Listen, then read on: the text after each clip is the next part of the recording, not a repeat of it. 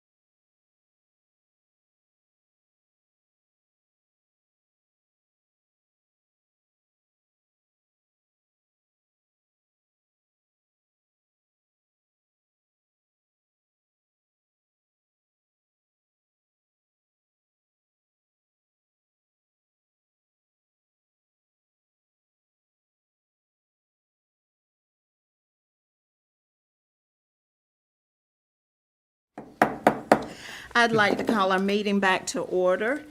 Board members, at this time, I would like to entertain a motion to amend our agenda to add a new action item regarding approval of the personnel report as presented in our closed session.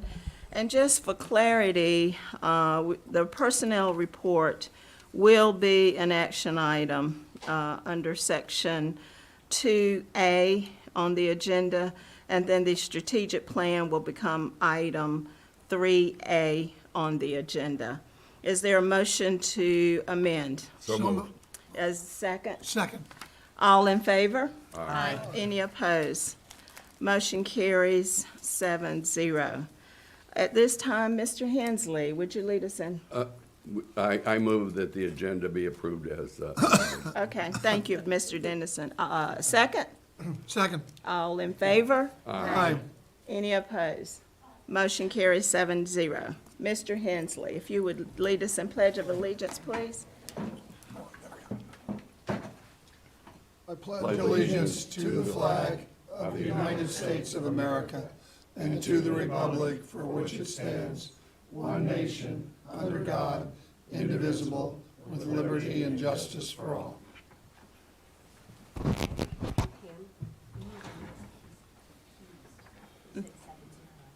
Yes, yes. Let me, That's just to approve the amended agenda. yes, yeah, yeah. At this time, we'll have a moment of silence.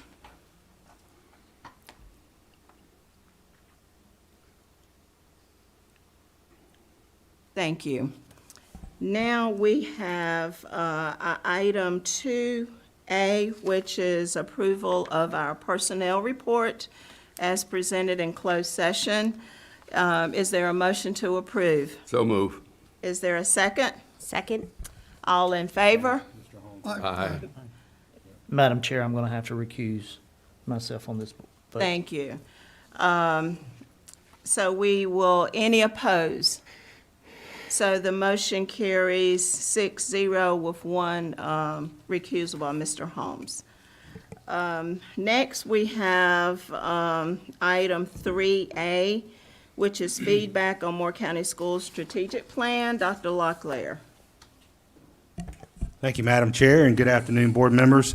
And we are excited to have this opportunity with you and appreciate you taking some time out of this afternoon to come and really lean in and give your perspective and feedback on our district strategic plan as myself and the staff continue to work to revise it and bring your revised draft back really in about the next month is the goal, to be bringing you back a revised draft to begin to get your feedback on that. But really, the desired outcomes today is pretty straightforward. You may recall that back on May 26th, you had the opportunity, many of the board members, unfortunately a couple couldn't make it, but many of the board members were able to lean in and give some feedback on our vision, our mission, our core beliefs, and we're going to have the opportunity to share what that feedback drove, a revised draft of that, so you're going to have the opportunity to see that and revisit that today. But really the key task throughout today, and we'll go as far as we can with the work today, is for myself and our staff, Mike and Heather, is to really listen, is to really be active listeners and to have protocols and opportunities for you to value the feedback we've gotten from our community, from our parents, from our staff, and to hear your feedback.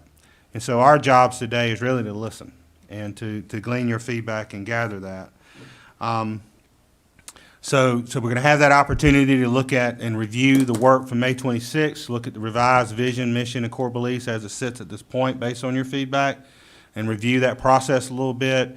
And then we're going to have the opportunity to start diving into the actual domains of our current strategic plan, looking at those objectives and looking at those strategies, looking at the feedback we got from that survey and from you, and then giving you the opportunity to give feedback. And then throughout that point, in order to keep it moving and to keep the process moving through as far as we can get to our stop at 4 o'clock, you might remember Mike had the timer, and Heather has the protocols to keep us moving and make sure everybody keeps talking and we keep moving and get as far as we can. So again, I want to thank the board for what you've done so far.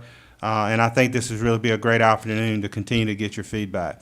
And so once we get that, the next steps, if we'll go to the next slide, Heather, the next steps is that we're bringing back a draft of a revised strategic plan to you in mid-July and sending that to you with a portal with an opportunity for you to give some initial feedback on that revised strategic plan.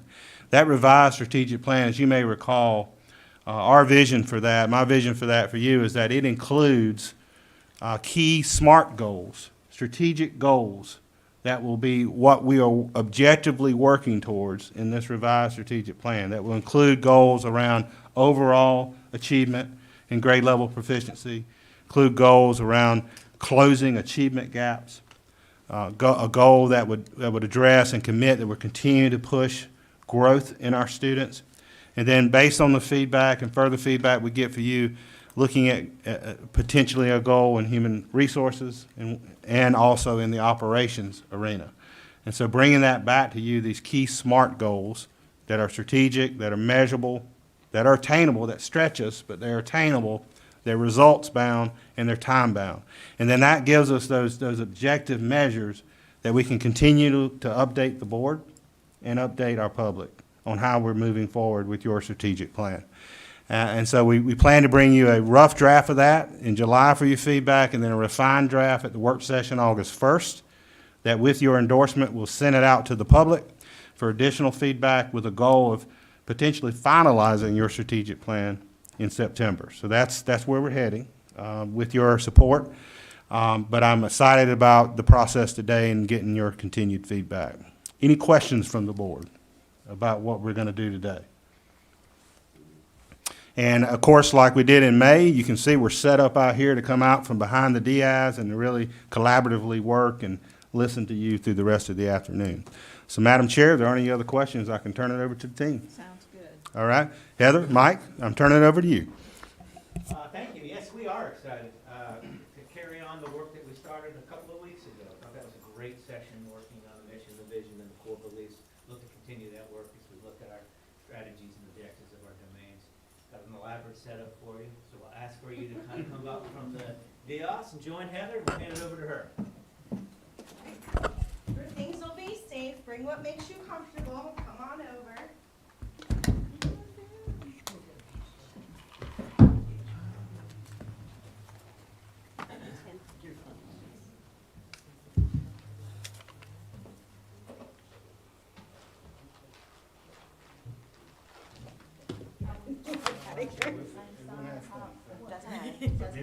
It is. You're just grabbing the seat, Bob, wherever. Sit like here, is that what I do? You can sit anywhere. Because I see there's several tables.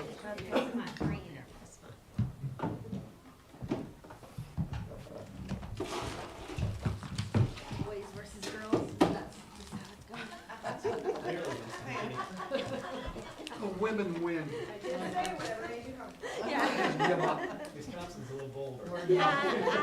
I grew up with all guys, you know. I learned after my first marriage. Forget it. There you go. Thank you, Mr. Denson. Perfect. Give in. Fantastic. Well, welcome back. Happy to see you and to continue the work that we started with our strategic plan. Like last time, to get us started and to get us thinking about this work, I want to invite you just to activate your brain and have a conversation with your closest neighbor.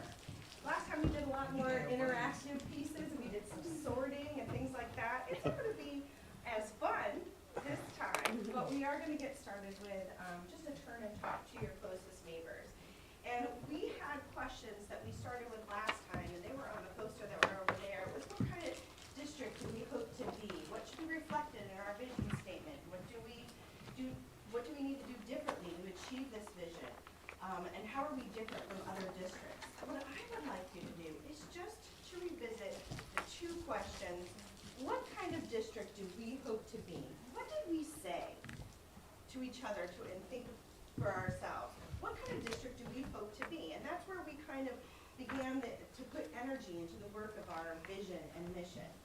And then we also thought about how are we different from other districts? Because we want to celebrate that and we want to convey that in our our vision and mission, and that became very clear in a lot of the feedback that we got. And so I just want you to take 5 minutes, and we have a timer that you'll be able to see, we won't use the colors. We'll give 5 minutes to turn to your partner and just discuss those 2 questions. Off you go. What kind of district do we hope to be? Other than the distance. I'm just saying. My answer is simple. I want to be a district where all our kids are graduating and well prepared. All of them. You know, I would want to be a district where, we have at least, or we have a high degree of, grade level proficiency.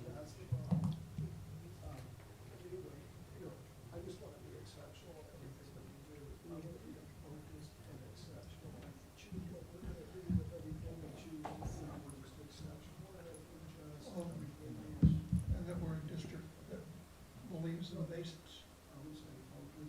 Reading, writing, arithmetic, and get rid of the politics. You know what I mean? Yeah. And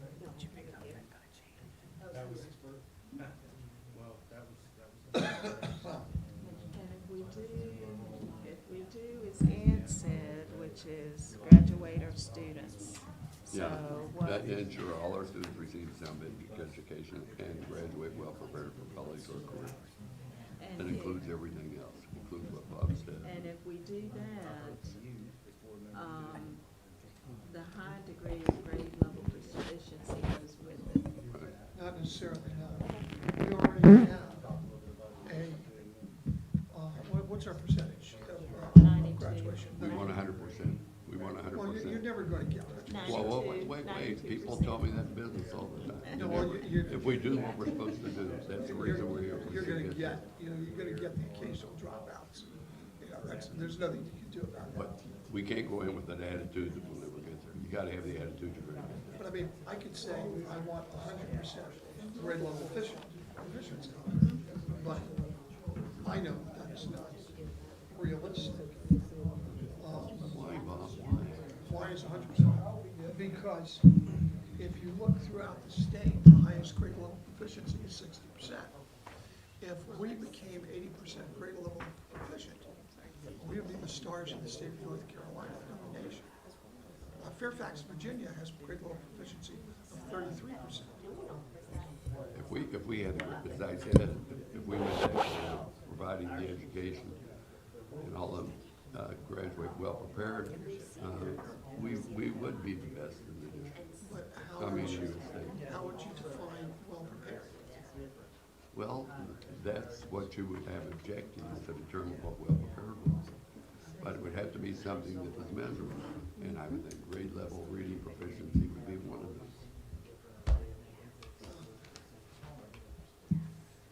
See, that's, what you talk about, it is definitely an objective to me, but it's not all inclusive, it's only one thing. See, to me, this is a strategic plan. Right. So a strategic plan is that you must have a strategy, and you must have a strategy to get to that plan. Right. And what you guys are doing is you're starting with this feel-good stuff. Oh, No, no. Bob, no. I mean, basically, you have overarching I think that we have. high-level goals, right? Strategic goals. And under those, you have strategies of how you're gonna meet your overarching goal, which is the proficiency. Which is grade level proficiency. So that would be a strategy. So I would say, see, that's not a strategy, whereas the strategy is, how do you get to grade level proficiency? The strategy is, well, you use I-ready, you use this, you use that, you hire these teachers, those teachers, this specialist, that specialist. That's your strategy to get Okay. Okay. Getting there is, you might say, I want highest grade level proficiency, in the state of North Carolina. See, I don't even like using the word strategy. I would rather use objectives to meet our overall goal and have action plans with specifically what's going, not that we want, that we're not going to move towards this. What roles up into the Exactly what are we going to do to get there? Yeah. And then have that assigned to a person and have a date on there. And, you know, if you have your objective, let's say for you to raise grade level proficiency, that's the objective. Okay, what do you have to do?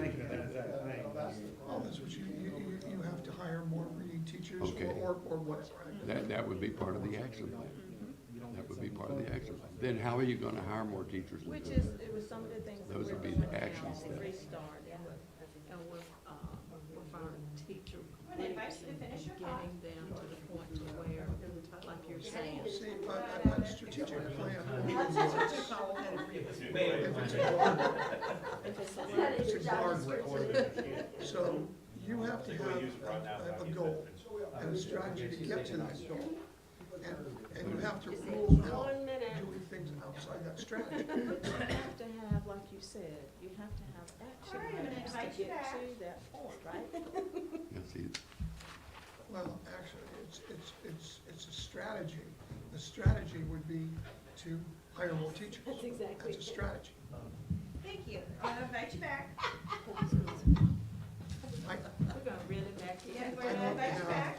Good job. I heard some great conversation, some wonderful conversation, and actually, some of the things that I heard, I hope we get to address today in the feedback and the recommendations, and the way in which we're going to communicate our strategic plan. And actually, some of the things that I heard you talk about is really important, and such great feedback from you all. So thank you for activating yourselves into this work by having that quick conversation. Last time, we brought some things and we put them around the room, and so I just want to draw your attention. I brought them back so that you can see what's there. We talked about having some norms for our collaborative work, because it's very different than just having norms for a meeting, like don't look at your phone and stay present and those kinds of things, keep sidebars to a minimum. We were actually really thinking about having, that this was collaborative work, and that it's so important for us to be talking and to be communicating with one another. And so our norms were pausing, paraphrasing, putting inquiry at the center, probing, placing ideas on the table, paying attention to ourselves and others, and then presuming positive intentions, because we really want to be collaborative in this. And so however long it takes to kind of talk through something, that might be important. But then also thinking about the time that we have today and that it is short, and so we'll use timers and protocols to keep us moving. We have a poster of power words in case we were struggling for a word to find for what we're trying to convey in our strategic plan. We talked about the vision and mission and what the research says, what the definition of those things are. We did some collaborative work around the vision, mission, and core beliefs. We're going to get to that in just a second. But there's some other posters that we didn't visit that are actually important for our work today. They are the definitions of some of the words and phrases that are used in the strategic plan. If you recall, back in November, when we did a strategic plan update, part of the PowerPoint presentation had these definitions. I took them directly from that, just so that we can have a visual of what those are. We have set it up so that we're in groups, so that we can have more collaborative conversations. We can switch it up if you need to throughout the day, or we can stay where you're at. We have 2 screens going, because we want you to be able to see as we're taking notes, so that you know we're capturing all the thoughts. Because there might be some times where I might say, can I rephrase that? Do you mean to say, am I hearing you say, did we miss anything? Because we want to make sure that we capture your thoughts, your ideas, and we don't want to miss anything. So we have 2 screens. One, kind of the work that we're going to go through and the data, and then one where Dr. Metcalf is going to take some very good notes if he makes a mistake. Okay. So I also gave you a folder. In those folders are the data from the community feedback. We're going to dig into those folders in just a little bit, but not yet. Did the community give us feedback feedback from what was already done? Yes. It was the feedback from the community, from the online. This was several weeks ago, am I Yes, right? several Okay, months. all right, now I understand. Several And months. months, yes. Okay, now I understand. Wait, actually, here's the actual question. We have not, what we did here 3 or 4 weeks ago, there's been no feedback on that, correct? Right, yeah, that's what, We'll dig into the documents that are in there. I just want to make sure that you had it at your fingertips so that you could refer back to it.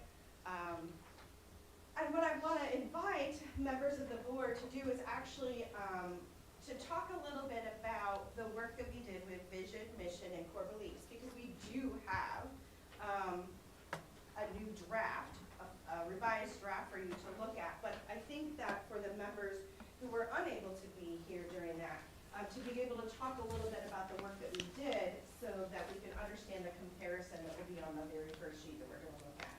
So I'm going to open it up to the board members who were here last time and share some of the things that we did and the feedback that you gave around vision, mission, and core beliefs. Is there anything that you would like to share for our members that they need to know about that work? Well, I think for the vision, we were all pretty much set on something simple and not a lot of fluffing in the words. I remember us saying just like a four to five word kind of gist of it, and I see that that's kind of what you did here in the revised, so. That is correct. Less fluff, too lengthy. Yeah. We so- want to make something catchy. Yeah. Mhm.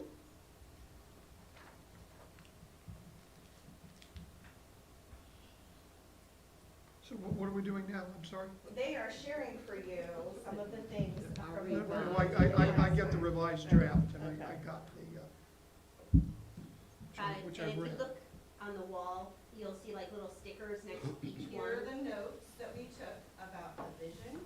Here were the Yeah. recommendations we took from the mission. And here are the recommendations, the notes from the core beliefs. You can tell she's a teacher. Yeah, and then This is right here.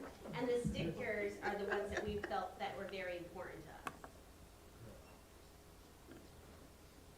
For example, that's a great point. Primary purpose, sound basic education and graduate prepared for college and career and are good citizens. Had a lot of energy. This is something that we want to convey somehow in our mission. Over here, ensuring all students are receiving a sound basic education and are prepared for college or career. Received a lot of energy. And then you'll see in the core beliefs where we wanted to, where the most important parts were for our feedback. All right, thank you for kind of summarizing and sharing what that was.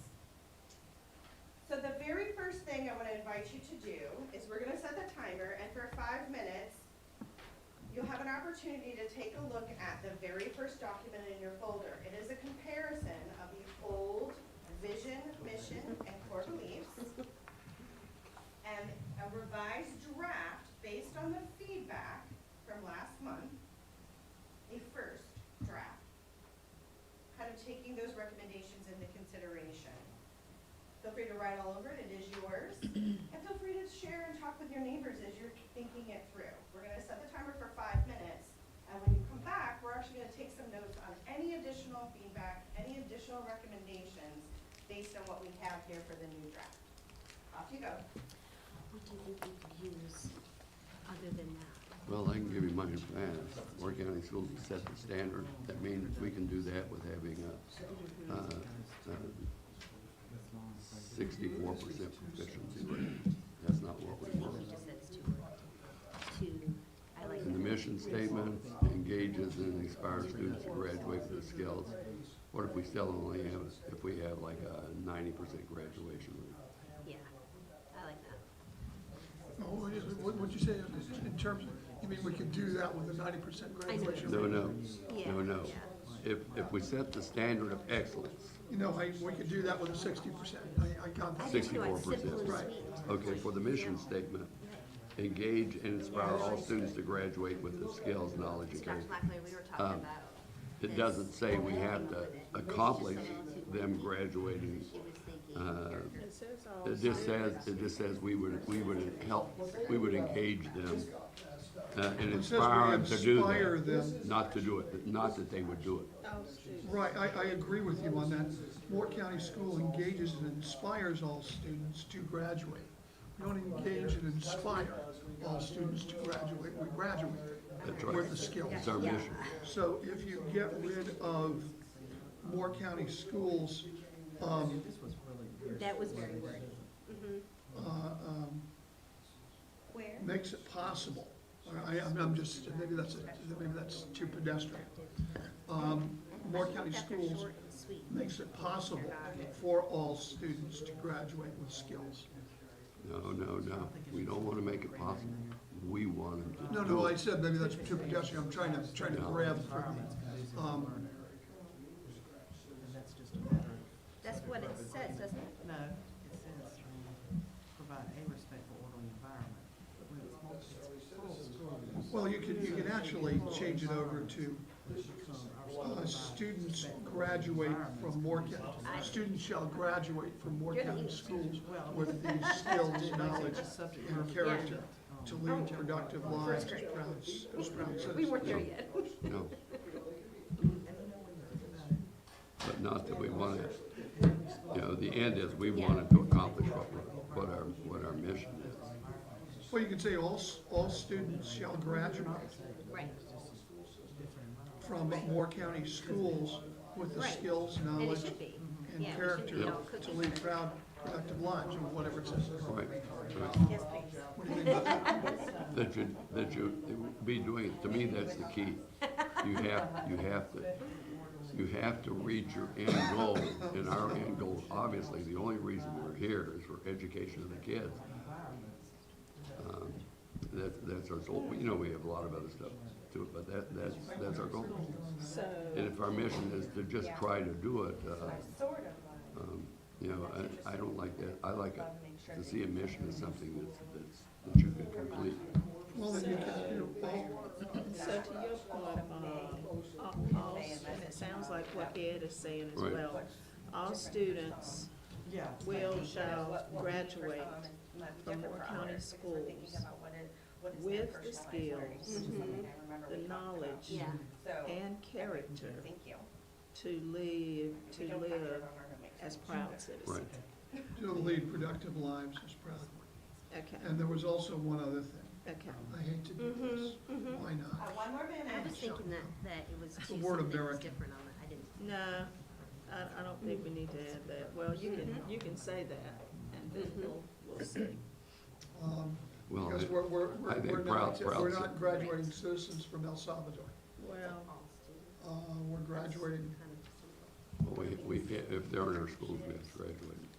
no, I understand, they're not citizens of El Salvador, they're gonna be American citizens. Well, they're gonna be proud citizens. supposed to go back over. Get rid of that. American citizens. You actually think it's good. I'm just saying, One of the jobs of the public school system is to act as a melting pot, to No, we didn't. make all immigrants into Americans, whatever that is. And I'm not so sure I know what that is, because it changes, quite frankly. Excuse me. I'm gonna get some munchies. I'm gonna eat them all up before you get them. It's not a can, it's not a. Thank you. One has the So coming back together, time is up. Dr. Metcalf is going to take notes. We have the document on the second screen that shows the current and the revised. And Dr. Metcalf is going to put notes below that to capture our conversation now so that we can take a look at the revised draft and make some additional comments, recommendations, points of discussion as we think through how to revise this. So who would like to begin the conversation? Well, I'll make the first comment. Sure. For the vision, Oh, I'm sorry. Will you please set the timer for about 8 minutes? Thank you. for the vision, we can do that. We can meet that standard by having 64% proficiency rating.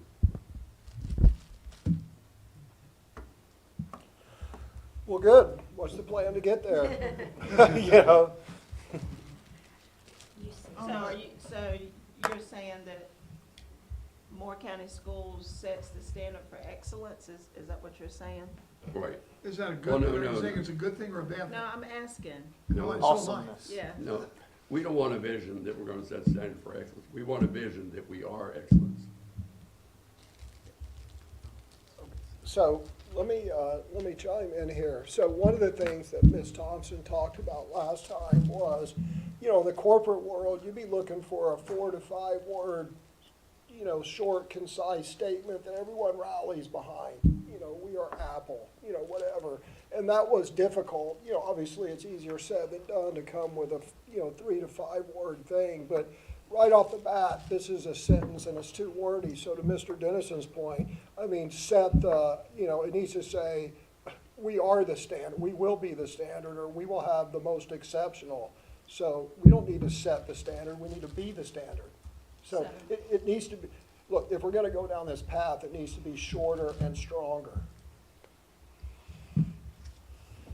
Thank you. Well, And we're capturing that as to some But- thoughts around making it shorter, making it catchy, thinking about what that dream is, that vision, which continually may change, yes, sir? Right, but, you know, it has to be somewhere. I mean, how are you gonna measure setting the standard, versus ensuring that all our students graduate well prepared for college or career? Or all our students have graduated well prepared for college or career? Thank you. That's a great question, and we'll think about how that can be posed throughout the vision, the mission, and then the strategic plan as we think about then how are we gonna monitor that or make those increments. With Okay. with this one that we're talking, the vision statement, Mhm. potentially a different verb could create what David's talking about. You know, Moore County Schools instead of saying sets, delivers the standard for excellence, or Moore County Schools creates the standards for excellence. That would so I'm just looking at that power word list behind you and pulling words of it, that potentially just a different verb could do what we're talking about, you know, that says we are the standard, so we deliver it, or whatever it might be. And the other thing we talked about was, instead of, you know, being a uniting message, uniting to all of Moore County and trying to emphasize Moore County to build pride and community in Moore County. So I had, you know, unfortunately you can't get it in 3 to 5 words, but I had something along the lines of, to be the best in all we endeavor because we are more. And I put a little trademark after we are more because we should trademark that. And of course, you spell it M-O-R-E. So to With be a the best backwards E. to be the best in all we do because we are more. And we should be, whether it's education, whether it's extracurricular, whether it's a thespian society representing us in Indiana, or whether it's, you know, whatever. We should be the best in everything we endeavor because we are Moore County. It should be that simple or something close to that. My question is, what is the standard? How do we know when we get there? Well, that's when you get down, so you start off with the vision, and then you get into the mission statement, then you decompose that into our core beliefs, and then you get into the bands, and that's where we need to have the details, and that's where we need to have objective, we need to have measurements that are relevant and objective and meaningful. But, you know, that's lower down. It certainly isn't, you don't put 98.3%, you know, in the vision statement, I don't think. Do you think our parents would rather hear that we're meeting the standard than that we're graduating all our students in school well prepared for college or career? Well, that's Which one where do you think But our that- parents That's would where be the the mission standard? statement comes Yeah, in. that wouldn't be for vision, though. 'Cause The vision's vision- The like- vision is where we already are, not what we're doing. No, the No, vision's it's where like you want to looking go. ahead. We want to reach the moon. We gotta go that way. Okay. What's the moon in education? To be the best. To be the No, best, to be no. exceptional. That's not our goal. To be the best for our 100% students. grade level The best, performance. For our the best, students. like right now, the best in proficiency in the state is 64%. Do we want to be the best? Well, we want to be best or We better want to than be, the we want to best. be exceptional. Right, well, But we what wanna about, be what sec- about sets and delivers? the highest standard of excellence. I don't know. I say we move on because we have 2 minutes left. So if you guys want to, if we want to talk about maybe the I mission just, or core beliefs. I wanted to make the TikTok. comment on the mission statement, and again, this comes back to being wordy. I'd like to see us change the last part of it, where it says we're graduating with skills, knowledge, and character to become productive citizens. And just scratch that, to lead productive lives as proud citizens. Well, And you do that, you know, like I say, part of it's wordiness.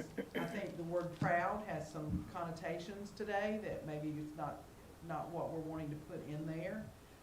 And you can look at it as you want to, but there's multiple ways to interpret it. So I just think we eliminate some words to become productive citizens.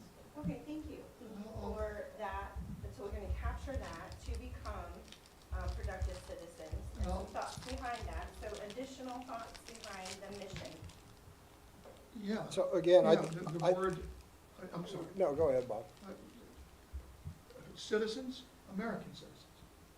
Right, or Americans. American citizens, Because- because the part of the job of the public school system is to create a melting pot to make us all, regardless of where we came from or what our ancestry was, or whether we just came across the border yesterday, or whether we came across the border on the Mayflower, we're all become Americans.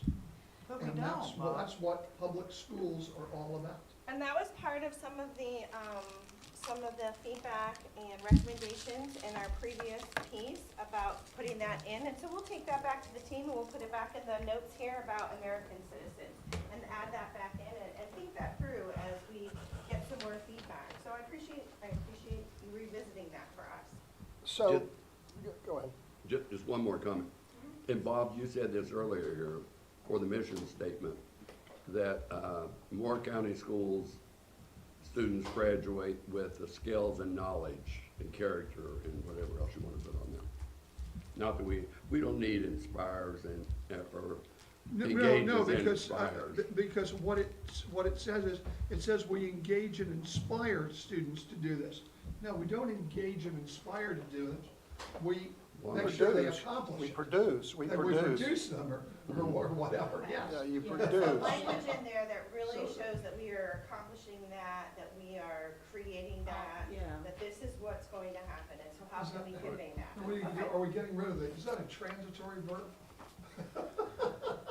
I don't, I asked the English We want, teacher. we want an active verb in there, no matter what it becomes. so, again, once again, I think it's too wordy. I think you cross out more, it's just, it's a full, properly structured sentence, and that's generally not what you get in mission statements. But, so I would strike out Moore County schools, and to Bob's point, I would make it, we produce, not we endeavor, or we produce, and then whatever else, right? We produce this. Yeah. Then, the other thing I would say is to lead productive lives. Look, we're not here to churn out like little widgets in, the factory of, big government stuff. I mean, we want people to be successful. Lead productive lives means like we're turning someone out to work in the coal mines. We want people to be successful, however they define successful. So I wouldn't say skill, knowledge, and character.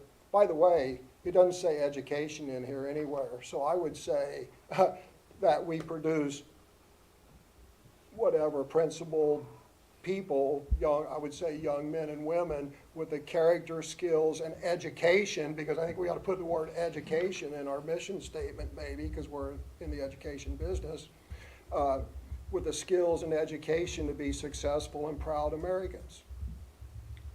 Okay, Well, thank you. one of the ways that you can deal with this, instead of starting it with Moore County schools, you can say, at Moore County schools, all students shall graduate with the, and you can skills, knowledge, education, whatever it is. At Moore County schools, all students shall graduate with the. And that, the graduate to me is the education. I mean, that's the whole thing. Just to, I know our time just went up, but we can say Moore County Schools graduate students with the, and whatever it is you wanted to say. Would Well, you yeah. say with or shall? No, just graduates, it doesn't say shall graduate, just I thought that's what you just said. Okay. Present tense. All students graduate, yeah. Yeah. Thank you. So this is very helpful as we try to do these drafts and try to see where we fell. And so it's really important to hear this feedback. And so thank you very much as we continue this. And we're also going to take what you're saying with this and apply it to the strategic plan and where we get to with the domains and objectives and strategies. So we appreciate you really digging into this. The very last part of this was the core beliefs, and I don't want us to not talk about some feedback around that. So I want to invite you, just a couple of thoughts around the core beliefs. Was there anything in particular here that was missing or is really important that we should change? I had that, we have nothing in there about with staff. With There's staff, nothing okay. saying staff. So something in there that acknowledges our educators who are working with our Mhm. students, okay? Core beliefs, Mhm. let's see, I think it's the 1, 2, 3, fourth one, where it says we strive to engage. What about taking out strive? Yeah, we To make it more, engage. we do More engage. questions, yeah. okay. Take out strive, And we really also want to be thought- active, okay, We also thought members too, because it's really Or on core community, beliefs. not just members. okay. Yeah, and core beliefs. The third bullet should say safe, because, well, safe is, when we were doing our search for the new superintendent, that was the number one issue for faculty, staff, and parents. So our schools will provide a safe, respectful, orderly, blah, blah, blah. Yeah, that's what I had as well. And by, Yeah. We definitely got to address safety. by the way, the Schools. last point is redundant and almost says nothing. We're empowered to meet this learning standards of all students. Of course, we're empowered to do that. The question is whether we do it. Maybe you should say, we shall meet the learning standards of all students. I have no idea.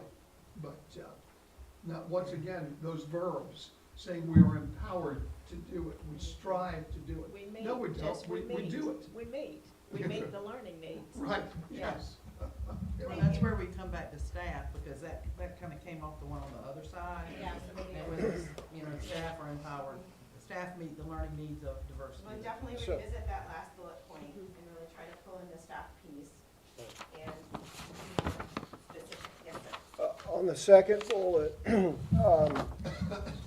I'm glad that's in there, because we've had discussions, education, employment, enlistment have equal value in the future lives of our citizens. I think that our students need to hear the words are equally honorable and have equal value in the lives of our students. They need to understand that. All of those are equally honorable callings and careers. Okay, thank you.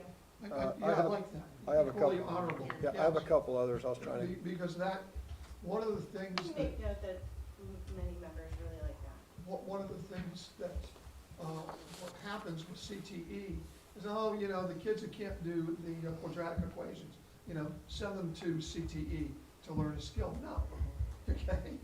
It would be nice for the kids who could do quadratic equations to learn how to plumb a house,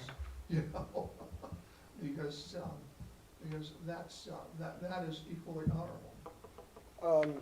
So, one thing that's not on here that we didn't discuss, and I didn't think about this until after our last brainstorming session, but I think this is important. And it goes back to our vision statement. In my proposed vision statement, notice I said to be the best in all we endeavor. And if that feeds into my next point. What people think of education is not everything we do. We do character development, we develop young men and women with principles, right? So I had something along the lines of, as a proposed addition, and I think this is important that people understand this. Extracurricular activities and athletics are essential to leadership and character development. Or whatever, whole person development, but, our extracurricular activities, to include our athletics, but whether it's, a band club or a chess club or a debate club or, a thespian society, all of that is important to developing young men and women with leadership and character. I think what I hear you saying is that we don't want to leave that part out because some people do a great job in those areas. That might be the field that they go into, and so it's important to recognize that communication, creativity, and leadership skills that you get from that are just as essential to being productive. So I appreciate you adding that. Thank The you. reason I've added that, and let me explain this is important, because traditionally I would say we do four things. We prepare people for college, we prepare people for the military, we do VOTEC, and we do fine and performing arts. But fine and performing arts is really, people are either entering the workforce or they're going to college, right? So that kind of gets left out. So that last, it's a nod, it's kind of a nod to, it's a nod to the fine and performing arts as well, and their importance in producing leaders and, people with character. All right, thank you. Last thought. My thought is, to me, that would all be included in well-prepared. We would have to have objectives on what we mean by well-prepared. Each one of those subjects could be covered in that, and have action plans to make sure it gets done. But mentioning the arts, especially the performing arts, is a real sales pitch to parents who are looking for more than just the regular education. And it shows that part of our mission is to develop the fine and performing arts. So probably somewhere in there, we should mention that. But maybe under the strategic goals, rather than under the Yeah. core beliefs. Yeah, or under one of the bands, when we decompose this, that would be under there, mention it, Well, the but one bands or of whatever the they're called. reasons is, most people are not gonna read too far into this. As a matter of fact, I'm gonna bet that a lot of people are not gonna read this, period, at all. I hope they do, because I'm sure we're going to strive to make it a good one, all right? But the higher you put something like performing arts up there, the more likely it will get the attention of the public. And really, this is, if it's got a worth besides getting us all together and into the mood to deliver a great education, besides that, it is to tell the public what kind of a school system they have, so that they will want to send their children to our school system, and they won't feel a need to, for instance, send them to some sort of theater arts school, thinking that they're also getting a great education. I hope they are, but Coming back to that Moore County is the best, and we're conveying that somehow in our vision. So I want to thank you. I'm going to close together and put a halt to the conversation. We have to move forward, and I really, really appreciate your feedback and your patience with the timing. We hope to continue to get your feedback. This isn't the last time. We're going to invite you to give more feedback as we try to tighten this up for you. So we do have the vision, the mission, and the core beliefs, the notes that we collected. We do have that for you that we'll give to you. We have these notes that we've captured here as we go back and address that. So thank you. Moving forward, we're going to dig into then the how. How are we going to get there? 40 cents if it's double-sided. Our vision is what, the dream, right? Our mission is how we're gonna get there, the road and the long path. And our core beliefs are the things that we believe as the educators in our system that are going to engage all of our learners in. And then we have our strategic plan. In the fall, when you received the update on the strategic plan, this was the current structure of the strategic plan. So the current structure, it may be that as we go through talking about the feedback and the recommendations that we visit the structure as well. But you know that the strategic plan has 5 domains of focus, and those are the domains listed on the screen there for you. And then objectives for each domain of how we'll get there, the specific results the district aims to achieve. So for example, academic achievement, there will be so many objectives. Those are the results the district aims to achieve. And then the strategies are the to get there, that enables the district to achieve those objectives. Those are the verbs, those are the words, the structure of the strategic plan. If that needs to be revisited, we will take your recommendations and feedback for that. We're going to dig into the strategic plan, and we're gonna dig into it in a protocol. This is the process that we're going to use to get there. So just bear with me for a second. We're gonna do one domain at a time. We're gonna look at the data summary from the feedback from the community and the advisory focus groups. It's important that we honor that feedback from the community and from our advisory groups, and so we wanna make sure that we take a look at what their thoughts were, but you'll have time to do that on your own. We're not going to list your things this time. Your input and ideas are important as we think about, how we're gonna communicate our new strategic plan to the public we serve. And so we're gonna take a minute to kind of look at what everyone thought, and there's data in your folders that we're gonna look through. In your folder, the first few pages, what you have, the first document is the strategic plan as written. Then there are the vision, mission, and core beliefs feedback. Those are the first documents. You'll see it says vision, mission, core beliefs. Behind that are the feedback documents from the community around the domains and the objectives and the strategies. And those are the things that you might need as you're thinking about your feedback and recommendations. We're going to do one domain at a time. We'll take a look at what the data was from the community. We'll give you a chance to go and read the comments from the community and look at what the advisory focus groups had to say. Give some time for you to think about your recommendations, and then we'll take notes on that. The first couple times we go through this might be a little slow as we get used to it, but I bet you that we'll get faster as we go along. So let's take a minute and get started. Let's start with the first on the screen. This is the academic domain. Objective 1, just the first objective. The district will utilize research-based and standards-based teaching and learning strategies that engage students and improve achievement. There were 5 strategies to get there. So the objective is what we're hoping to accomplish, what we'll measure, and then the 5 strategies to get there.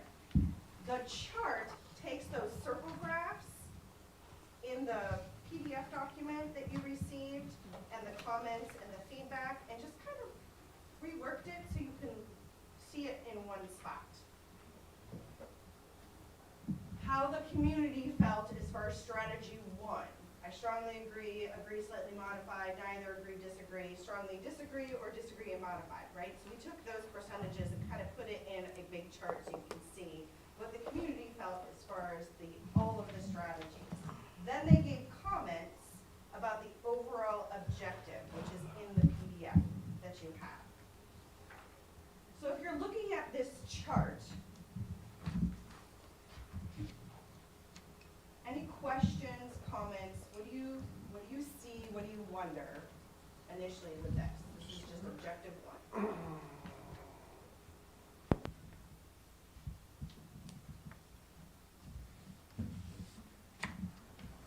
What the colors mean? So the green is just our way, and what we did is we took the circle. Green? So if you look on the screen, On the chart. Yes. we took the feedback from the documents back here, they're farther back, from the community, and put it in a chart, easier to see. I can tell you my feedback. The green, we took strongly agree and agree but slightly modified, and just took the overall percentage as, these were positive thoughts from the community, that's our notation. That's just the way we were kind of trying to look at it, big picture. Doesn't have to be green, you don't have to believe that this is, a positive thing. This is, the community believed, strongly agree or slightly agree, but some modifications on this particular strategy. About 14% said neither agree, disagree, and about 9% strongly agreed, disagreed, or disagreed, and they wanted it modified. So that's essentially what the community, their feedback overall about strategy one was. So, Yes, sir. at the risk of not seeing the other domains and objectives, I can tell you my takeaway from from this slide is the more education, traditional education focus it is, the higher the positive and the lower the negative. For example, strategy 2, which would be the most and this is my first time seeing this. I saw this for the first time like a minute and a half ago. Strategy 2 has the highest positive, and it is, we're going to teach students how to communicate, collaborate, critical thinking, and creativity. That's a traditional role of schools. That has the highest positive and the lowest negative. But you move one to the right, where all of a sudden you're talking about global awareness and embed cultural awareness in it. That would have the lowest positive and the highest negative. And quite frankly, if you rename that to be, well, we're going to put some woke stuff in here and some woke instruction and maybe a little bit of this and of that, that would become like a 10% agree and a 90% negative. But the bigger point is, the higher we're focused on traditional education, the public likes it, and the more we stroll into the squishy cultural aware and global awareness, the more county people who took this survey do not like it. We'll see if that trend holds to the other ones. Thank you. Anything else that you see or wonder or make an inference about, such as that? One of the, And we're looking at the chart on the screen. no, I understand. You say, and this is one of the reasons why I have such problems with such projects as these. The district will utilize research-based and standards-based teaching and learning strategies that engage students to improve achievement. That sounds like everything you want to do. I've been on this board for 18 months. I have never seen the research-based results of any of our strategies, ever. In other words, I have never seen, well, we're using capturing kids' hearts. Okay, well, the research on that shows that those kids who are using capturing kids' hearts get grade level performance of 3 points higher than those who don't, things like that. Thank you. I actually want to put a pause there, and I think that I really want to hear what your thoughts around that objective and how we might change that or what we might need to do differently. But what I want to do is bring us back to what the feedback is from the community and honor what the community had to say and how we've captured it in the chart here, which is still in your documents that are on the charts in your documents. And we just try to put it on one slide for you so you can see overall what the community thought, so we can take a look at what they said and where they feel like the energy should be for revising a strategy. So one of the observations was there was a higher percentage of the community members want to revise strategy 3 than the other strategies. So that was an observation. Thank you for Mr. Hensley. But And you so know, what I along want- that same line though, if you look at just the ones who strongly agree, 61% for strategy 2 and strategy 3. So it's not until you move to the lower end of it. So although I understand David's thinking on that, I'm not sure that I 100% agree with it. I understand what you're saying about lumping them together, but the difference comes with the people who agree but would want it a little bit modified. So that, rather than thank you totally done for away that with. observation. Absolutely. If you take a look at strategy 5, although we lumped it together as overall positive, because they were like, yeah, we agree with strategy 5, but there was a lower percentage of strongly agree and a higher percentage of, we still need to modify this though. Well, yeah. And so, Yeah, it's so if we're important gonna, to take a look at that. if we're gonna, if we're gonna ungroup the top, then let's ungroup the bottom, I guess is, yeah. Well, one of the things is, see, when you go through an exercise like this, you're presupposing that what you have in your strategies is relevant or has something to do with the objective. The district shall use research-based standards. And then you say, regularly embed cultural and global awareness. Excuse me? What does that have to do with research-based? Where's the research that says if I make sure that everyone knows and clearly identifies the race or the sexual, the gender of a person, then that's going to help in research-based standards. I mean, I think for a clarification I can offer there, yeah, what the intention, and if you look at the definitions, it might help as well as we're working through these, the definitions that are on the wall and the posters. So that, you and I had that conversation at Robbins Elementary about books that look like the kids and are written by folks that look like the kids that are reading them. So that's what cultural awareness means. no, I understand that that's what cultural awareness means. And by the way, it's really important that we have books with things, with pictures that look like the kids who are reading it. I It don't just mean has any, not much to do with research-based standards. but we're not discussing that yet. Just hold that in your brain because we're not there yet. You're way ahead of us.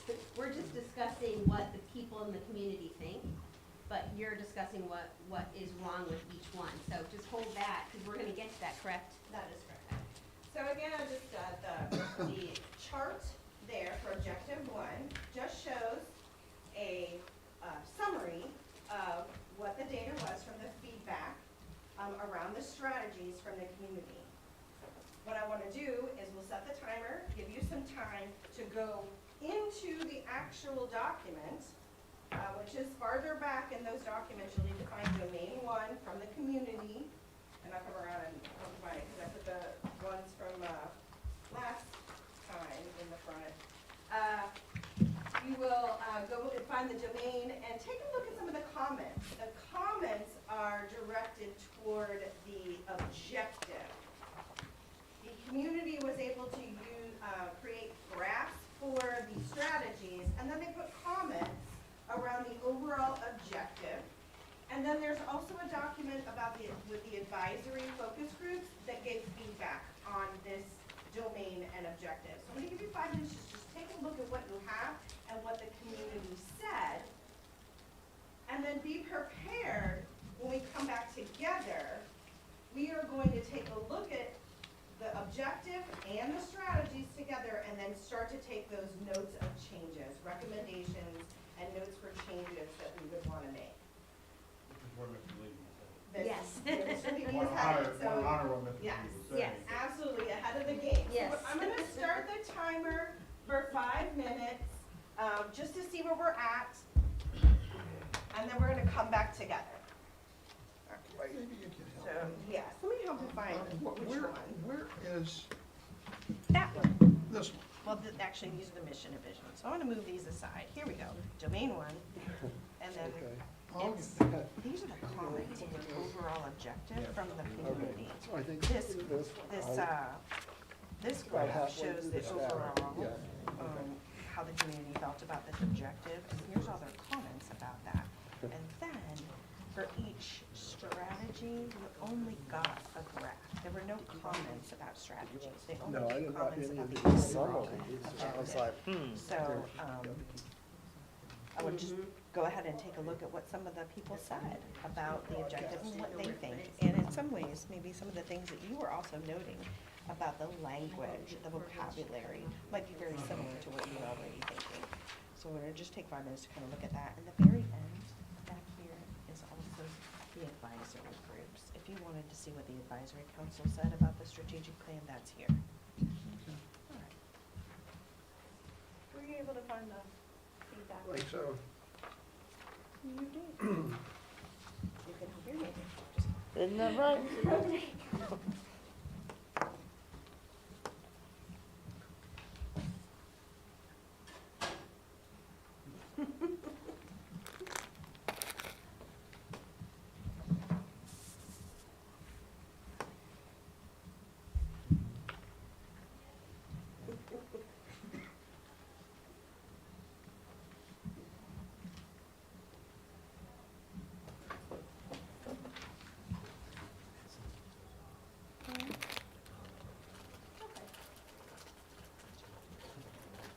Yes, lady.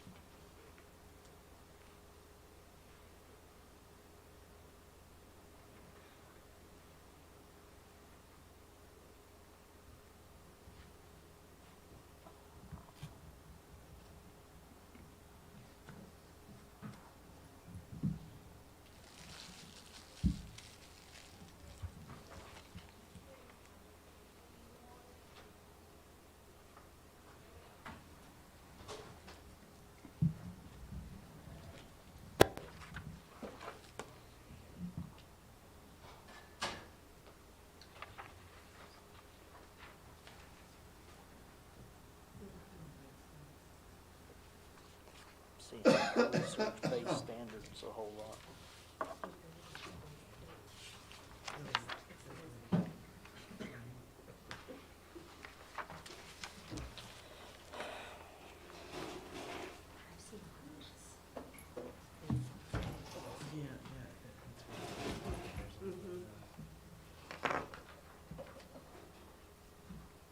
So that definitely has to be a little bit different.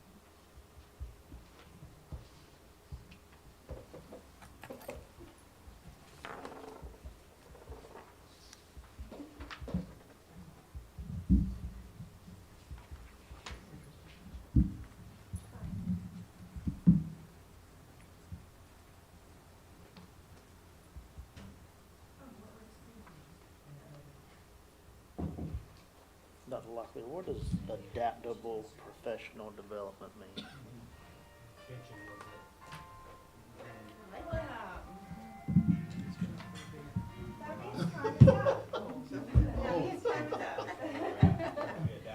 That's for cheers, okay, I'm trying to remember. I can't hear. So Dr. Metcalf is going to bring up the notes, so when he clicks on this note-taking document, over to the right, next slide. Click it, there you go. He'll be taking notes for us that you'll see it on the screen, that way you can see what he's writing there. And then I wanted to make sure that you can see the objective and the strategies up on the screen as we give specifics. So let's talk about the objective.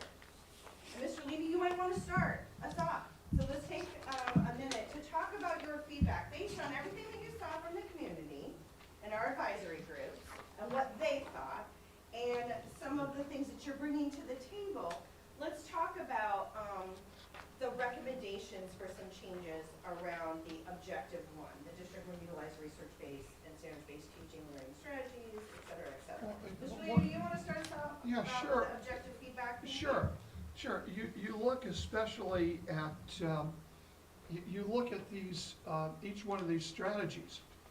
Now, if one of these strategies, except for maybe number one, has anything to do with the objective.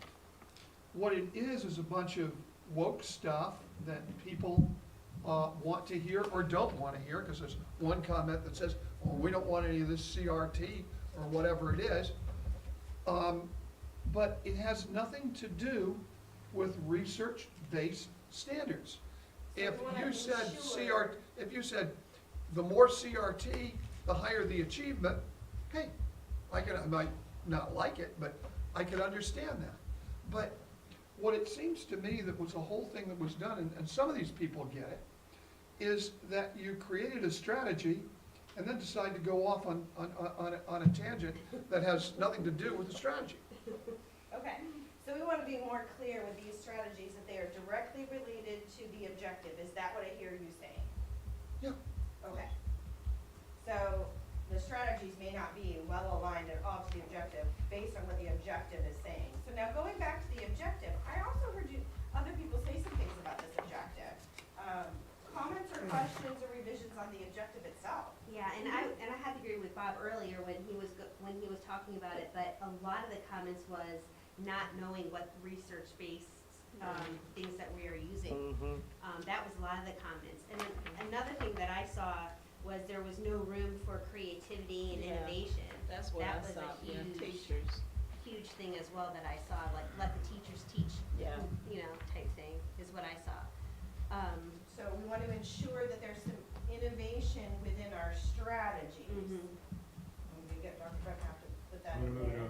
And maybe we need to reword that objective, because I agree with Bob, it's, you don't really know coming into the, just pulling this up on the internet, it doesn't tell us what research-based and standard-based, Okay. teachings we're doing. And one of the comments, I think it's the word research-based. Mhm. Obviously, that folks don't understand or know what does that mean. There was a comment that indicated that it sounded experimental. Mhm. And basically, Sometimes it is. out of the statement, it seemed like that most of the comments was around research-based, from what I read.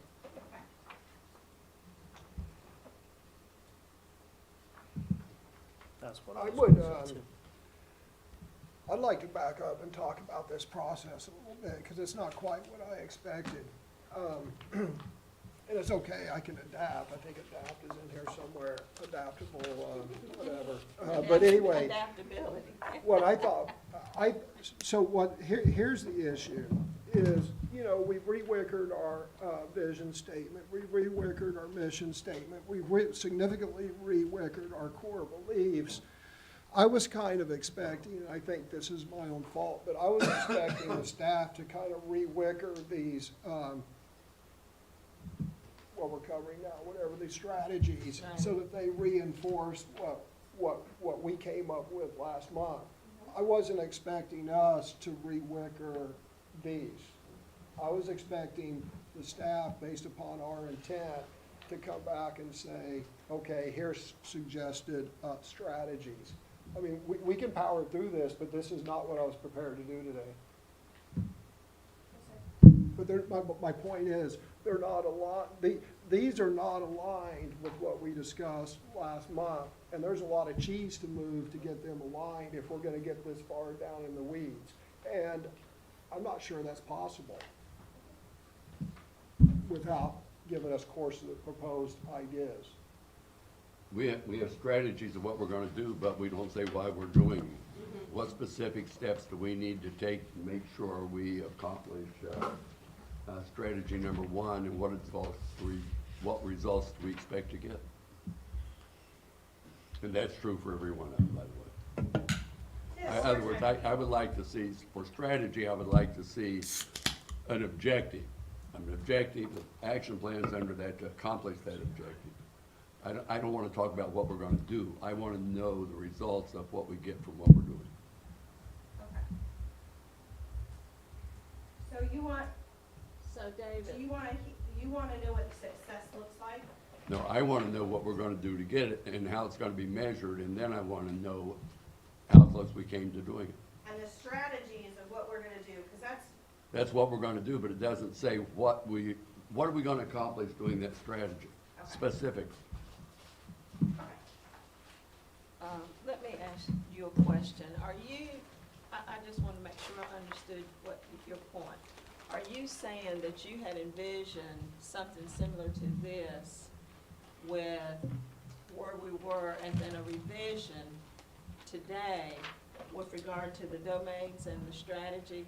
Were you thinking it was gonna be that drilled down to this type level? Well, and again, I don't, I don't recall any discussions as to what the follow-on was gonna be, but my expectations were, we were gonna come and we were gonna revise this and come up with a final proposed, something that we maybe probably potentially agreed on these.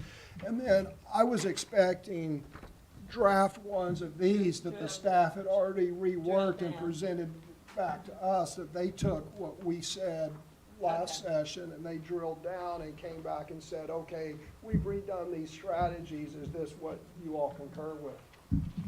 This is, and, that's based upon, we give big blue sweeping arrows and, staff kind of brings something back.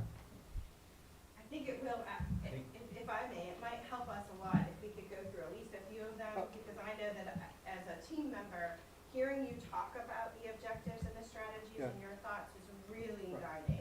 And what I would, and towards that end, I would just suggest that we keep our comments at the notional level. 'Cause, Yeah. if we try to get down to, God, we could be here for 4 I know, days. that's what my concern And, is. I mean, whatever time it Yeah. takes, but we just need to stay Yeah, conceptual, high and these level. guys can take our High conceptual And I stuff. think the goal is to bring you back a draft in mid-July, you then provide feedback off of that.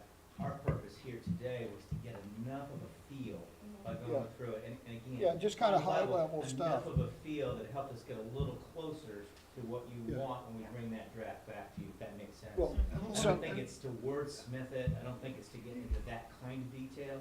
I Right, think and it's that's what more- I'm concerned about, I think because it's if. more right. about trying to charge through it and give us enough of a little bit of idea where you're going so that we can provide you a closer draft Yeah. in mid-July. And that's what my concern was, because if we are down to the detail level, we're I not don't gonna think that's get our through. purpose. Yeah, we're No. not gonna get through what we need to today. And one other thing, when you do that, I gotta turn around here. When you do that, you don't want to look at you. So, Please don't do things which rely on definitions. Oh, we've heard that loud and clear. Yeah. Okay. Try to get out of the language business and Yeah. use words that are not as high, educationalese.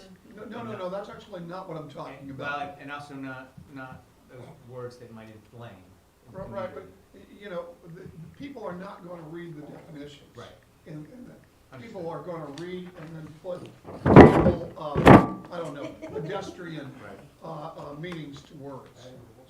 Right, I think we've heard that loud and clear, thank you, Mr. Wood. Yeah, it was exceptionally helpful about the research-based and standards-based teaching and learning strategies, because that really conveys exactly what we mean by that. We can either be specific or just leave that out. We're gonna utilize strategies that increase achievement and then start to Okay. define that. so since we're talking conceptual stuff, can we go back one slide, please? There's one conceptual fix on the previous, one more. Where it shows the strategies, it has the 5 strategies, the 5 objectives, Oh, You the would domains, the domains, yeah. here we go. Okay, so, big picture stuff, because again, I think we discussed expanding our core beliefs into, athletics and other character development stuff. If we change domain 1 to student achievement, everything else will fit underneath the other domains.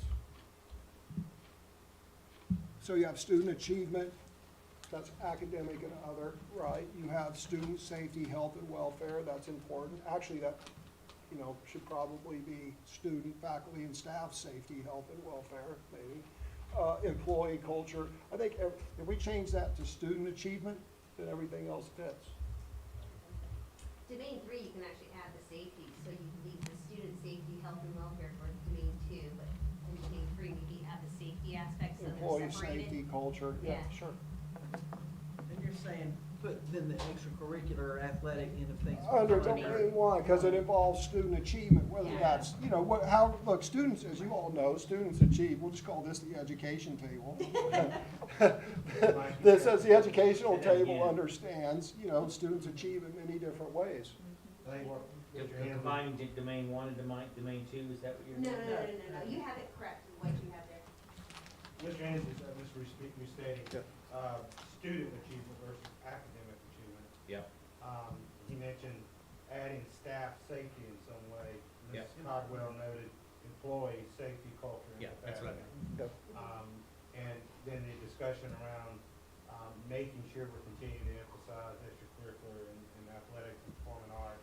Under domain. Whether that be under domain one, currently it's under domain two, but whether that would be under domain two or domain one. But it's just been stated, domain one. Well, it's part of their achievements, you know, Right. it's part, and look, we could leave academic, you know, student, academic, and other achievement, you know, if we want to stress, but that needs to be and other, domain one, and we lump all that under there, and I think everything fits. Very helpful. Any other, Are- I think we call it blue sky, big picture comments? Are we talking about those domains right now, or? Yeah, well, Okay. David just wanted to make a comment on it. Did you have a comment you Well, wanted to I make? have a couple of comments, but I just don't want to get us off track, is what I'm saying. It says student safety, health, and welfare. This is my belief. We're here for student safety, and we're here for academic achievement. We are not here for the health and welfare of the students. The health is done by the health department. The welfare is done by the welfare department. We're here to educate, and that's what we do. And to Mr. Levy's point, right, I would challenge anyone to go back to the mission statement, vision, or core beliefs and see where health and welfare is in there and see where that ties back, but Well, I would say as your superintendent. And I know I'm supposed to be listening today, but I have to interject here a little bit. As your superintendent, I would say that if we're not mindful of the overall health of our students, whether that be their mental health, whether that be the welfare of their foundational needs. You know, 'cause we talked about, equity being removing barriers. You know, they come to school hungry, we gotta make sure we're taking care of the welfare of the kid, so they then can learn. And so that is where that fits from my perspective and my belief. and it all I'm goes. not gonna argue that there's other organizations that should be taking care of other things perhaps, but that is to me, a foundational element of being able to teach a kid. It depends on the devil's in the details when we get to domain two, how far that goes. Sure, understood. Yeah. I mean, I'm not gonna argue with you that our feeding program should not be there. That's a very important program. But health and welfare, psychological health, we don't employ psychologists. And we're, unfortunately, we just spent $180,000 to Panorama to turn, which luckily we're not doing, to turn our teachers into amateur psychologists, to psychoanalyze the students. We're here, we're here to engage with parents. And if there are serious psychological problems, those need to be engaged with parents and with health departments and et cetera. But our job, and we have to stay within our lane, because none of our teachers, we have some nurses take care of kids when they're sick, only for a couple of hours until they can go home. But we don't have doctors, and we don't have, we're not there to cure their illnesses. We have to make sure that we're not usurping what is a parent's responsibility, and that we support the parent's responsibility, and not even give the parents the feeling that, don't worry, school will take care of it. No, that is a parent's responsibility. Hear you loud and clear. Yes, sir. I we've talked a lot before, safety and security is under academics, that's extremely important, which we mentioned up there. And just to correct Bob, that the reason we gave the surveys was not for the teachers to be psychologists. We gave the surveys so we know what students the psychologists should really be talking to. Back to you. All right, thank you. All right, so I hear your feedback on the process, and so I'm gonna move us faster through the next couple parts and get to the end of the academic achievement domain so that we can then talk big picture comments. So I'm gonna draw your attention to the screen, so if you'll look up here. This is objective 2, just taking a quick peek at what the public says as we took the data and where the energy fell as far as what they agreed with or did disagree, as far as the strategies. This is just a snapshot and the way that we looked at it.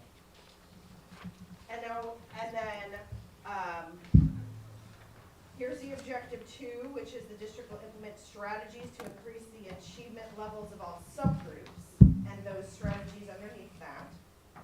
Objective 3, here's what the community thought. The district will support and refine effective and impactful school improvement systems and processes. So we had research-based practices, subgroups, and now we're at school improvement systems and processes, and the strategies underneath that, what the public, big picture. Did we already go through the thing that? Right, Move we- along with the right, PowerPoint, no, but what I'm gonna do is invite you to go into the strategic plan and any other comments you wanna read and give you a couple minutes to look at that. And let's go back around to the overall, all 3 objectives and strategies, and have a discussion around recommendations for overall changes, revisions for the objectives and strategies under the student achievement domain. Well, let's go back to objective 2, if you could throw that slide Sure up there. I can see everything I need to see on the summary. Sorry, let me get there. Okay. So again, as I opined in the first slide, once again, what has the highest rating from the public, the strongest positive and the lowest negative is ensure equal access to everything. Then you go over there and by far, the lowest positive and the highest negative is when you get in and start talking about cultural competence. And, we need to scrap all that stuff out. We scrapped all that stuff out of our core values. And we just need, this is 2022. This is not 1950, 1960. We need to assume that we have equal opportunities and equal standards for everyone. We scrapped it out of again, everyone was here, and everyone except Mr. Dennison in our last month was for scrapping out all that woke cultural stuff out of our core beliefs. But it remains in here, and by the way, based upon the poll, that's the least popular with the public. It's kind of got the Joe Biden going on, low positives, high negatives. Yeah. It's okay to laugh. Okay, and then objective 3, the data summary. And so I just want to give you some time then to just finish looking at the academic domain, feedback from the public, looking at the advisory focus groups, and then we're going to capture big picture around the objectives and strategies for all of that to kind of speed it along and get that bigger view. I want to give you, we'll start with 5 minutes and see where we're at, and then we'll just have our discussion to capture those thoughts. And it doesn't have to be completely silent. You can talk with your neighbor as you look through your documents. Okay. Wait, are we doing objective 3 now? Yeah, you do objective 2 and 3 and the strategy.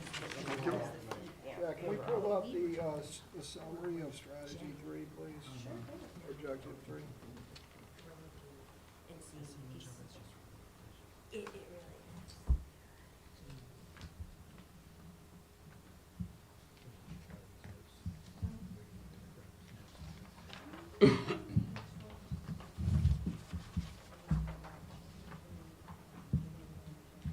I mean, look, you gotta develop your people, and they should share effective practices. Right.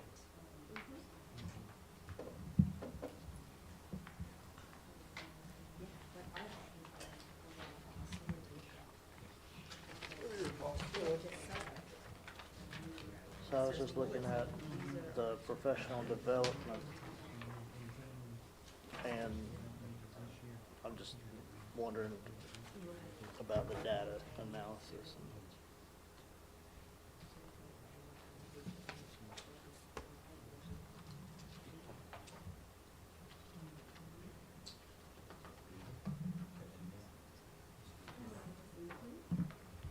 Yeah, I can tell you this, reading through the comments of objective 3, nobody in here is saying you shouldn't invest in training your people. It's all just mistrust or too vague. You know what I'm saying? It's not. My guess is objective 2 is probably not as concerned.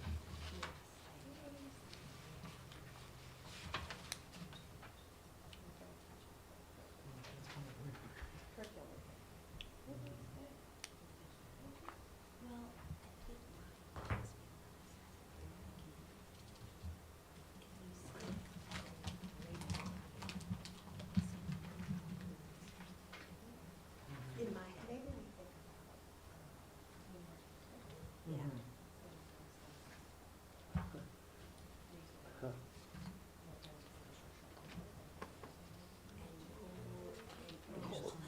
No, the comments, there's some really good comments in there, and then there's some comments that are like really vague, you know, when the survey was taken, because, oh, yeah, that was going Yeah. on. And I mean, and we were even And thinking then about there's some stuff that in too. there that's just, take it with a grain of salt.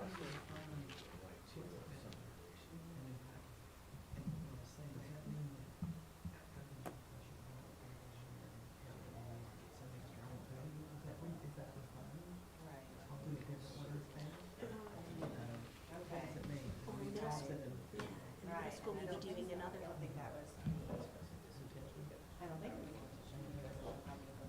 So this is what I have a problem with, the cultural competence. To strengthen their cultural competence. Which one are you talking about, objective 2? Strategy 2.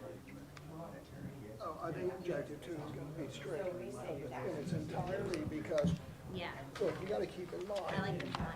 Yeah, that's what needs to be. this right here, every student can learn and Yeah, succeed. before you forget it. But this has all been scratched out. And by the way, you weren't here that time, it was Bob, and by the You way, got that? it wasn't my idea to scratch that stuff out. This was scratched out. All this woke stuff was scratched out, right? So we shouldn't have objective 2. Should put two teachers together. Two educators together in one room. It is.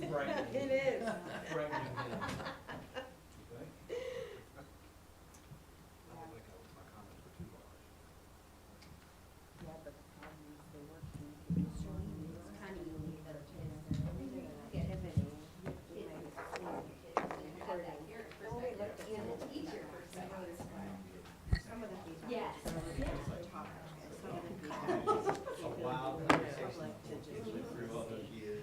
I grew up in a household like that. Teacher and superintendent. Yeah. Help us with changing the strategic plan. So I appreciate you looking through it because I still see it. The problem is, you're creating a set. And the set is the strategic plan. And there's very little thinking outside the box. That's the problem. So you're essentially stuck with the old strategic plan. You're revising the old strategic plan. When we make our recommendations, Oh, really?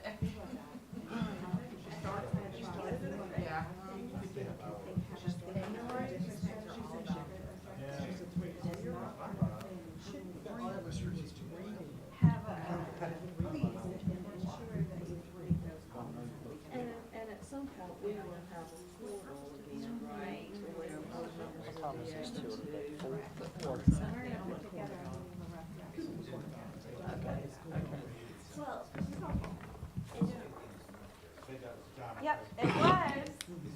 That's our timer.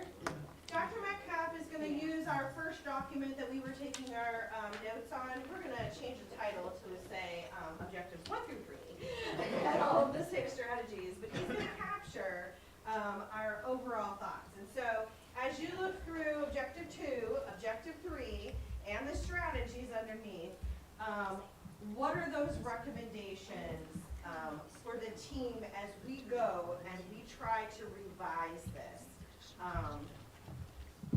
So some recommendations that you have, and we'll try to capture it as best we can on our note-taking document. And then anything that we missed, if it's not evident in the objectives or the strategies, it's not just about revising what's there, but adding or deleting as well. So are you on, Mike, are you on objective 2? Yes, Yeah. and I can go wherever you wanna go, 'cause I'm with you. Okay. Overall, objective Okay. 2, objective 3, different strategies, whatever you want to comment on. Okay, so for the objective 2, a lot of the comments, and back to David's point, folks pointed out, you know, what is the definition of a subgroup? You know, why are we targeting different groups of students? So if that particular objective is the district will implement achievement levels of all students and just take out the subgroups, I think that would address a lot of the feedback that we got from the community, the staff. Equity, you know, a lot, equality, not equity, what are subgroups? So I think that may help that particular one. No, I have to agree with that, because, I mean, I know there's emphasis on subgroups in the I mean, in state our grading, data, in yeah. the state grading Yeah, evaluation, Yeah. and the data that comes up, Yeah. as they look at the exceptional children and Exactly. Hispanic children, and Exactly. whatever, the ESL students. But we should be working to improve the achievement level of every student Yeah. equally. Right. All Yeah. students. The public, Some will the achieve public more than does not others. understand. and that's what they're in What- here, the Yeah. wording, what is the district's definition of a subgroup? You know, Mhm. just, what are the subgroups? I mean, subgroups definition is missing, you know, so I just think we just need to do away with that altogether. I agree. Back to I agree. David's point. We were looking on at objective 3, sorry, Dr. Metcalf. You're good. Where, this is the one, the district will support and refine effective and impactful school improvement systems and processes, which is a bunch of, actually, gobbledygook. Gobbledygook. I don't know. Write that It doesn't really tell you anything, and we were just thinking, you need to maybe say the district will deliver effective and impactful school and, processes, whatever, and monitor these for success, and become more Definitely monitor. specific with what it is, because what I was saying to Heather was, yeah, I can remember some professional development that was so bad. Does that mean that, refining it is simply we just don't do it the next year? You know? Yeah. So, if it's gonna be refined, what does that mean? So, let's deliver it and let's monitor it, make sure that it was worth the time, the effort, the possible Yeah. money that has to go into it, and, Yeah, and make it work. and to your point, Libby, a lot of people said, exactly what does that mean? Yeah. Right, that's the point, is if you went and read the comments, no, because we said that, I'm like, who could be opposed to professional development? But if you went and looked, no one was opposed to the concept of professional development. It was, what does this mean, and what's up with this mealy mouth? So I think it needs to be stronger to deliver, you know, whatever education and to monitor its successfulness, or, you know, Yeah, whatever. did it make a difference? Yeah, Because to deliver nobody and hates monitor. bad professional development more than the teachers sitting through it. So, And then not implementing next yeah, year. that's right. Thank you. Yeah, or the one that Libby was talking about, I added to the end of that have proven to be successful in improving student learning. In other words, we do a professional development, we know somebody else has done the same thing, and we know that they've gotten good results from doing that, instead of just, you know, that happens a lot in education where, you know, we determine ourselves what we're gonna do when somebody else had the same problem, and they did something that really was proven and showed success. So based on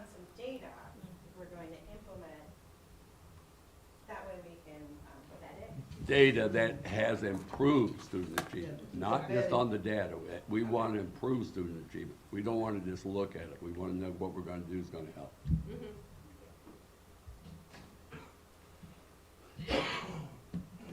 Other things about the strategies and the objectives, we have a clear, I think this is very helpful, and we've gotten some big ideas around the language for sure. Other things that we missed, anything that we want to put in here that we need to capture? Well, in the event that this gets changed to just student achievement rather than academic achievement, we do need to look at, Then adding a those other strategy pieces. that is encouragement of student involvement in extracurricular clubs and activities, athletic teams, whatever, will Right. be emphasized, whatever it is we put in there. Okay. And we're capturing that. Exactly. Thinking about strategies that, or objectives that align to the overall student achievement. Absolutely. Yeah, in my comment, again, was just what are we gonna do to accomplish that? And what we also need to add to these things that we have never added is like to improve student achievement. We know that having larger or smaller class sizes will do that. But when we say what we wanna do to meet that objective, we need to know how much it's gonna cost too. And we need not look at it from what money we have available. What do we really need to decrease have smaller class sizes? We need to go to the legislature, we need to get, and if we need, this is how much money we need to do what we want to accomplish. Now, where are we going to get the money? We go to the legislature or however. Because when we look at these things, they may all sound great, but the administration has to put something on there to indicate, how much it costs, and because of what we have now, we're not gonna be able to do it this year. We know it's gonna help, but we just can't do it because we don't have the money. Okay, we're gonna pause to take a 10-minute break, 10 minutes, okay? And then I'm going to revise really quick, hide some slides in the PowerPoint presentation so that it just shows the graphs real quick. It gets us to a final thought. That way you have stream along the next one, and let's see where we are, Okay. okay? Stacy, Yes, ma'am. what time again do you got a hard stop at what time? I have to hard stop around 3:20. Okay. I gotta make it to Sanford. Gotcha, okay. Can we put a time on the agenda so we can stay? Yeah. Make sure we don't do anything Stay longer than that. focused. Yes. Thank you. 10 minutes. Hey, Bob, But Bob, Pam, what is don't, woke? Pam, feel free to keep going. I mean, don't, Oh, yeah. I might. Yeah. Woke means, basically, in communist terms, raising your awareness, raising your consciousness. In other words, you don't know how unfairly you're being treated. I've got to tell you how unfairly you're being treated. And in that way, you'll now know, and so I can raise your consciousness, and we can all agree that you're being unfairly treated. Okay, so to bring people closer to reality, in effect, Well, their reality. that need to be brought closer to reality. It's the raising, it's a liberal leftist raising of consciousness. Marxist term. I hear that word a lot. is what I need before I get on this plane. Never really clear what it meant. I just changed the right. It means a man 6:30. can be proud. But all I do is. I'm write sorry? the slide. It means a man can be proud. It's gonna go one, You're in the extra line. two, in the no, on here. No, I didn't do it. Well, they're probably getting the Guinness World Book of Records. Yeah, you're gonna have to. Doesn't matter. Before you No, leave, Cassie came in and gave me some contracts for you to sign. Quite common? Yes. If you want me to explain, I'll explain. No, I don't need to know, I just need to know who did it. I want to see who accomplished that. You're using an outdated definition of gender, according to the woke people. I'm not using any definitions, anyway. It's crazy. It's Yeah, really I don't crazy. think about a lot of that stuff. Craziness.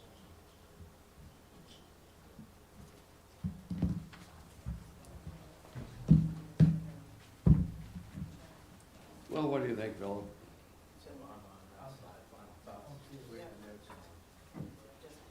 No, if it doesn't play, throw it away. Now, did you get that Verizon?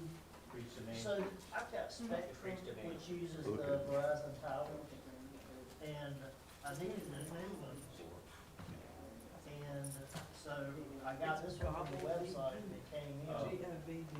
And I'm having a Well, if I type that in, will Google tell me that I, that's Now, is your other I think one, I got your meeting regardless of the spelling. were you with Verizon, the other one? Yeah. If you were, they should do the transfer, okay. Oh, I did something for you over in Brett. I've been paying more than I should have for AT&T for 25 years. Yeah, it's been a long, you've been with AT&T? AT&T, Has service been great? service is pretty good. I mean, I don't mean service, I mean the availability of the net. Yeah, it's been pretty good. How is it up north? Mine doesn't work. Oh, mine does. Thank you for helping us out in July, give me a heads up on this. Oh, okay, is that mine? I don't want to That say to keep permanently, but I can This- take it home. You can take it home, and if you bring it back to when we meet, that would be perfect. I'm also gonna send you an email that gives you the links to, it, so you've got it online too. You're gonna have to You've do got it. through Email, but that also gets you the videos that noted and you want to take. Health for living curriculum, maybe I can learn something. I doubt that. Thank you, Mel. Appreciate your help on this. No, it's a,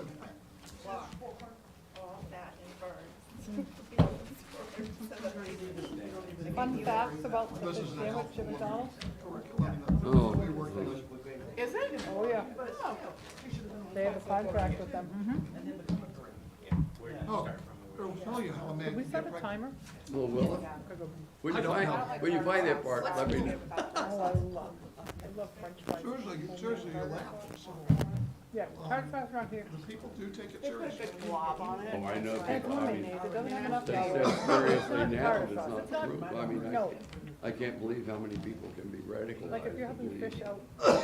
You know, So, in other words- people say the same thing in Well, other. what they, this is like. I don't care Red what Lobster the subject is. In other words, you're a woman. For people who think that You are a real woman, fish and I are must lobster. refer to you. Sorry to give you a big notice, If but you're, I know. if you say you're a woman, you decide you want to be a man, I must refer to you as him. And I must refer to you as a No, you man. don't. I'll send There's you. no rule that says you have to do that. Oh, in Fairfax County, Virginia, kids get suspended for intentional misgender. Do they really? Yes, oh, yeah. Thank you for your help on this, appreciate it. When you sit at the beach. Yeah, when I first came to Moore County, so many I've people in never Moore been to the frying County pan. were My like. favorite place I is thought the I'd Angus been here barn. for like 3 months, I said, my God, I'm gonna find out somebody that's a road grandpa in Moore County. Oh, they're. Everybody I their talk names- to, Their names Oh, are my all God. Cameron Bates. Once you go, you'll be like, oh, okay, now I can like say I like a restaurant in North Carolina. Yeah. Scotch Irish. oh, And don't get it, it is top skill. I love To this. settle It this really county. is expensive. I'm like, I don't even know why I I'm know here. when I was in Michigan, I was Are like really good. lecturer at Mass, and if somebody died or something like that, and you have a Polish name, Italian name, I mean, it was a real challenge. From the RISA recommended, which is like a 50-year reservation. She told us, we'd only been here a couple of months when we went. I was like, I don't like it. We try to get there once a month. Like Sandy's using her last name, Kim. She was a dentist.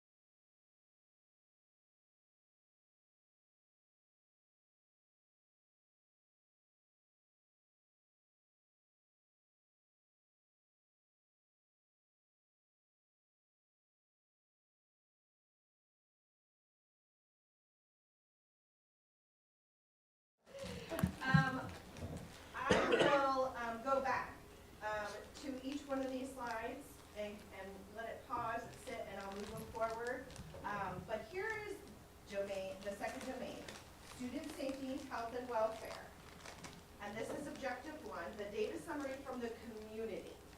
And then the next slide is objective 2, the data summary from the community. I went and made some changes real quick so that we could just take the big picture. And then objective 3. And then we're gonna come together and make the recommendations. But I'm gonna give you some time. I'll scroll through here. In about a minute, I'll change the slide, and a minute after that, I'll change it again. But given what the community said, and just kind of capturing it in a summary around what their thoughts were for the strategies, given their comments that you have in your document under the second domain, given what the focus groups also had to say about the second domain, and then your own thoughts. We'll look through the whole thing, and then we're gonna come back together and begin thinking about those big picture recommendations, revisions, suggestions. That may include high-level changes, taking things out, putting things into specific changes to objectives or strategies. Whatever you would like to share, we will do our best to capture it on the note-taking document. So I'm going to give you 5 minutes to do that, and in a minute I'll change the slide and go to objective 2. But here's objective 1, the data summary, for you to look at as you look at what you have in front of you. And again, it doesn't have to be a silent activity. You can whisper with your partner, but we'll start with 5 minutes. Off you go. One thing that I do know is right off the bat, instead of the district will create, the district shall create. Meaning that Issues with the word culture, we've got, which the last bullet, yeah, this is. but it's kind of, there are many cultures, military, farmers, locals, golfers, so.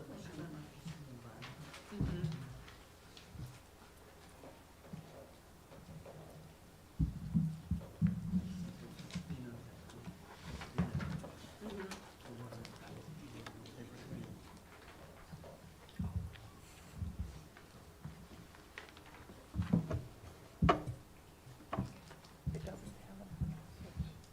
It stays on the entire Instead of on strategy two, instead of school safety, I would be able to change to something like activity,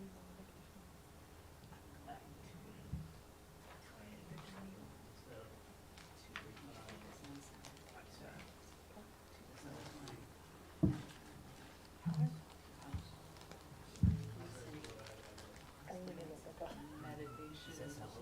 There's nothing, there's like,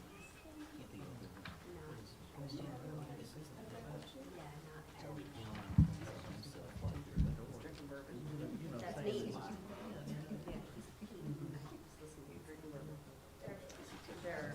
What training they're gonna do.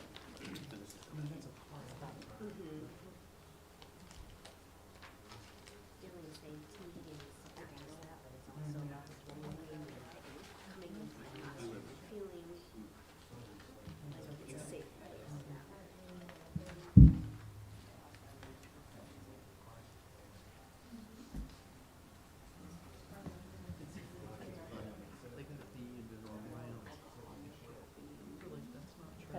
That's what the child said. and then it's supposed to come back and just continue on. Again, you might wanna check into that disclaimer, because if so, you're wasting 10 days. That's all I'm gonna say.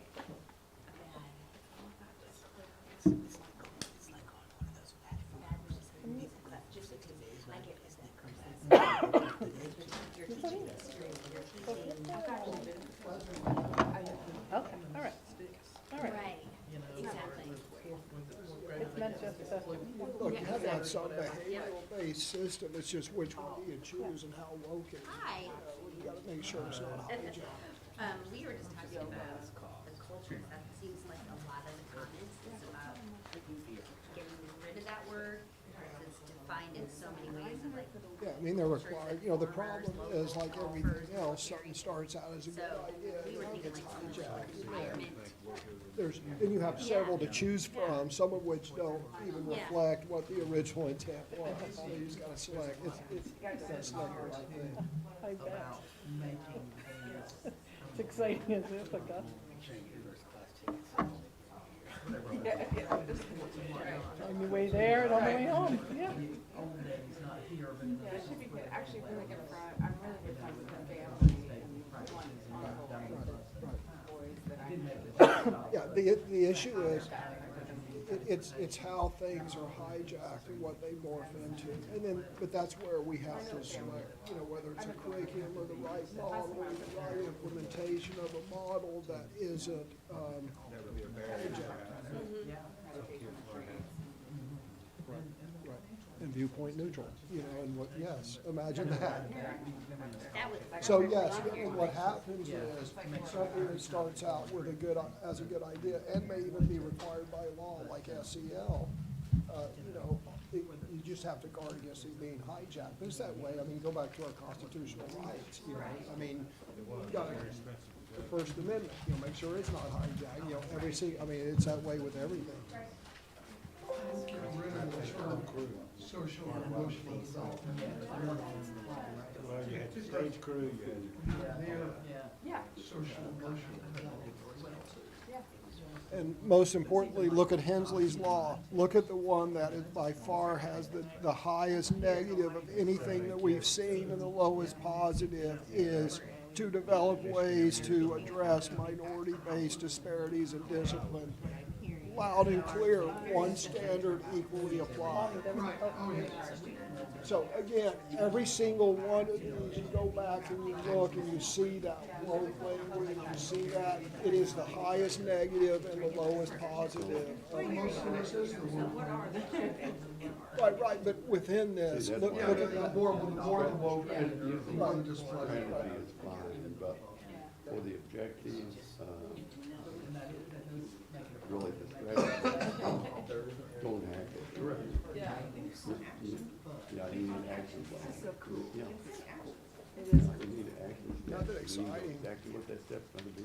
Really, if You you think need to about know who's gonna be responsible for it, if it's all the teachers. And, what results we expect. No, I can't So justify there it. was you do forget about it for a while. It goes- You know, and I've been through this Live process. aviation, and That's a lot of school fun. districts, 7,000. and they know how much it costs, like safety. One, Private that we have aviation, to be jet. SROs and everything. Yeah. I'm not talking a widowmaker, you fly That- yourself. Would be Legit, really like a well, I used to fly those Widowmakers, it's just a 152. but it still should be in there. You know, so a trip to Vegas is 42 grand each way. So people need to know, we can't do it. Say 40 grand We each know what we way. need to do. Yeah, about it. Maybe But we 50 just grand can't, now. but they need to know how much it costs if we All don't. you have to do Yeah. is be on Yeah, board. you. Means you have to go to the. I'm too cheap to Well, how's gamble. you That's, on? yeah, no, Yeah. you're paying for that. You're How's paying you for that on? trip one way or the other. You're so right. And based on the level of conversation, which means we're getting to a good stopping place here. So you saw, and I'm sorry, I didn't click on to objective 3, here was the data summary. Thank you for the reminder, just with the public, what they felt about objective 3 and the strategies under that, where the percentages kind of fell. So, we're going to use the note-taking document, and we're gonna get the overall. So recommendations for the team, domain 2, the objectives, the strategies, just the recommendations for revisions, changes, deletions, additions, who would like to begin? Can I start? Oh, I just have one little. I heard her first, I heard her first. Mine is just one little thing, and it's actually just the objective, so not even into the strategies yet. But the objective says the district will create safe, supportive, engaging school cultures. But what I saw with a lot of the feedback was they didn't like that word culture because it doesn't really define. We're military here, we have farmers of America, and we have all that around. So we were thinking like instead of school cultures, like school environment or something at the end Which of that. subjective, is that number 1? Yeah, it's just the objective one, yeah. And that might be said for, am I hearing you say, that might be said throughout the entire strategic plan, maybe not using the word culture, but thinking about how are we really conveying our message, and can we use environment, can we use something different? Yeah. Because that is being But it should also be singular. In other words, environment, which is singular, Yeah. by the way, Yeah. not cultures. Right. Because that seems to believe that we've got all these different groups running around at each other's, it doesn't work. All right, Pam. Mine was the same. Oh. And is it as simple as more county schools are safe and supportive? Okay. I mean, bottom line it, we go through again a lot of words. And if we just keep it simple, keep it simple. Mo County schools are safe and supportive. Not engaging? I'm just curious. Well, I mean, safe, supportive, and engaging. Yeah, Well- I mean, but I just think that not so much of the long definitions and just keep it simple.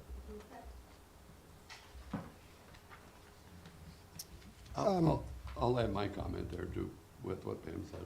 My motto has always been BS walks and action talks. So, rather than BS walks use, and action talks.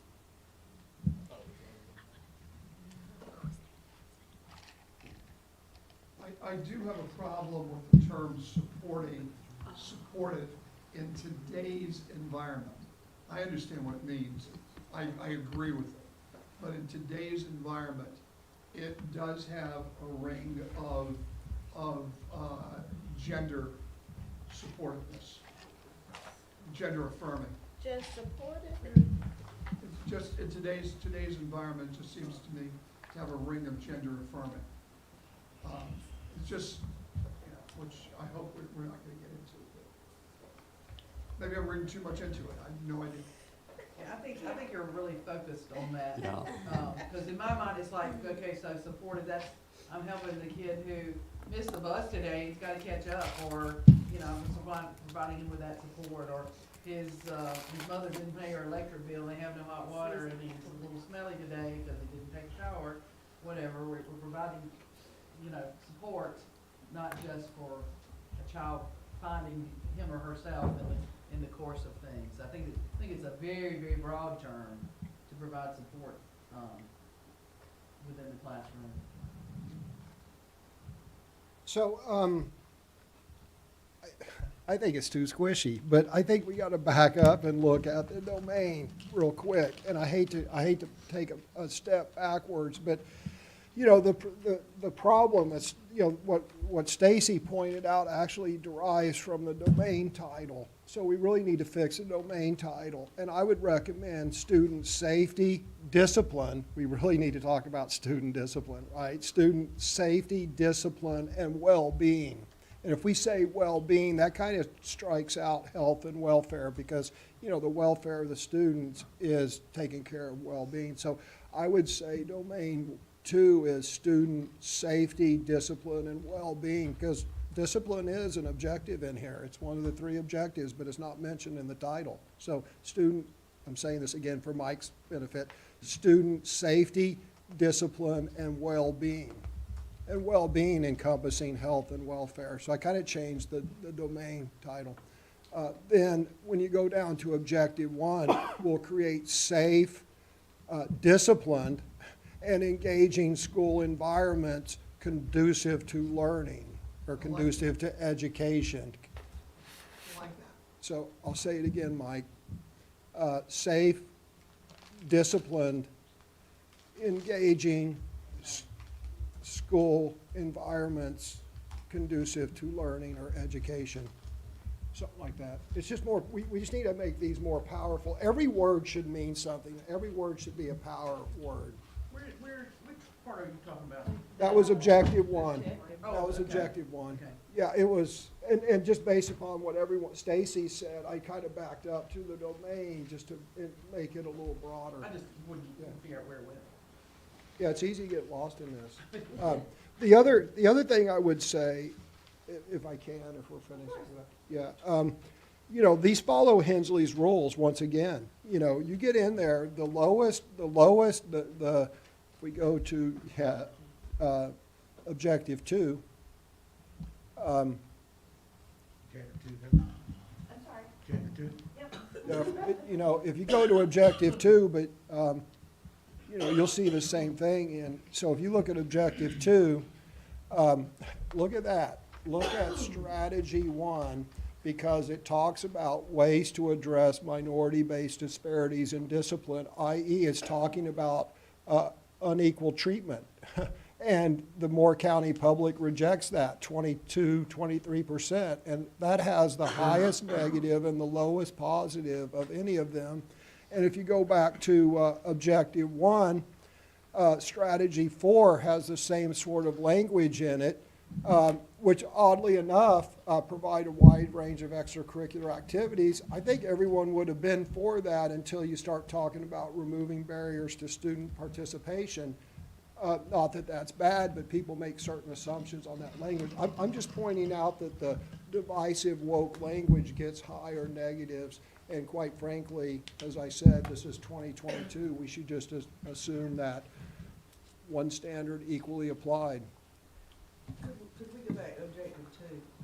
With the one that he's talking about. A question, Dr. Locklear, or maybe Mr. Reed. With the strategy 1, is that something that, because of oversight by the Office of Civil Rights, that we are required to do in developing programming for minority students and disparities in discipline? I know that's something that has come up multiple times, not just here, but over the years.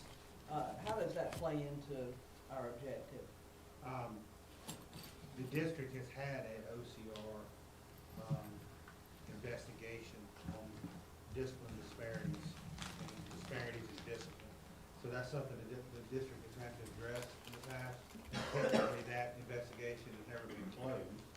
It's just kind of out there.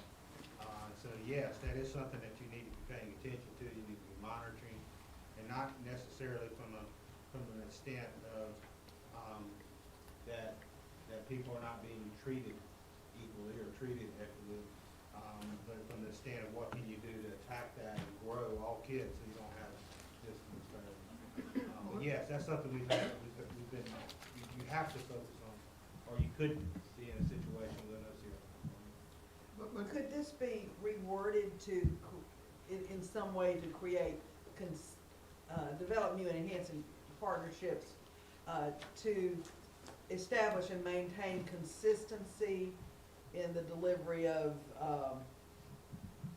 discipline policies, something along those lines, such that it, as we said on earlier things, we're educating all the students. It shouldn't, we're trying to improve achievement for all students, not just a particular group.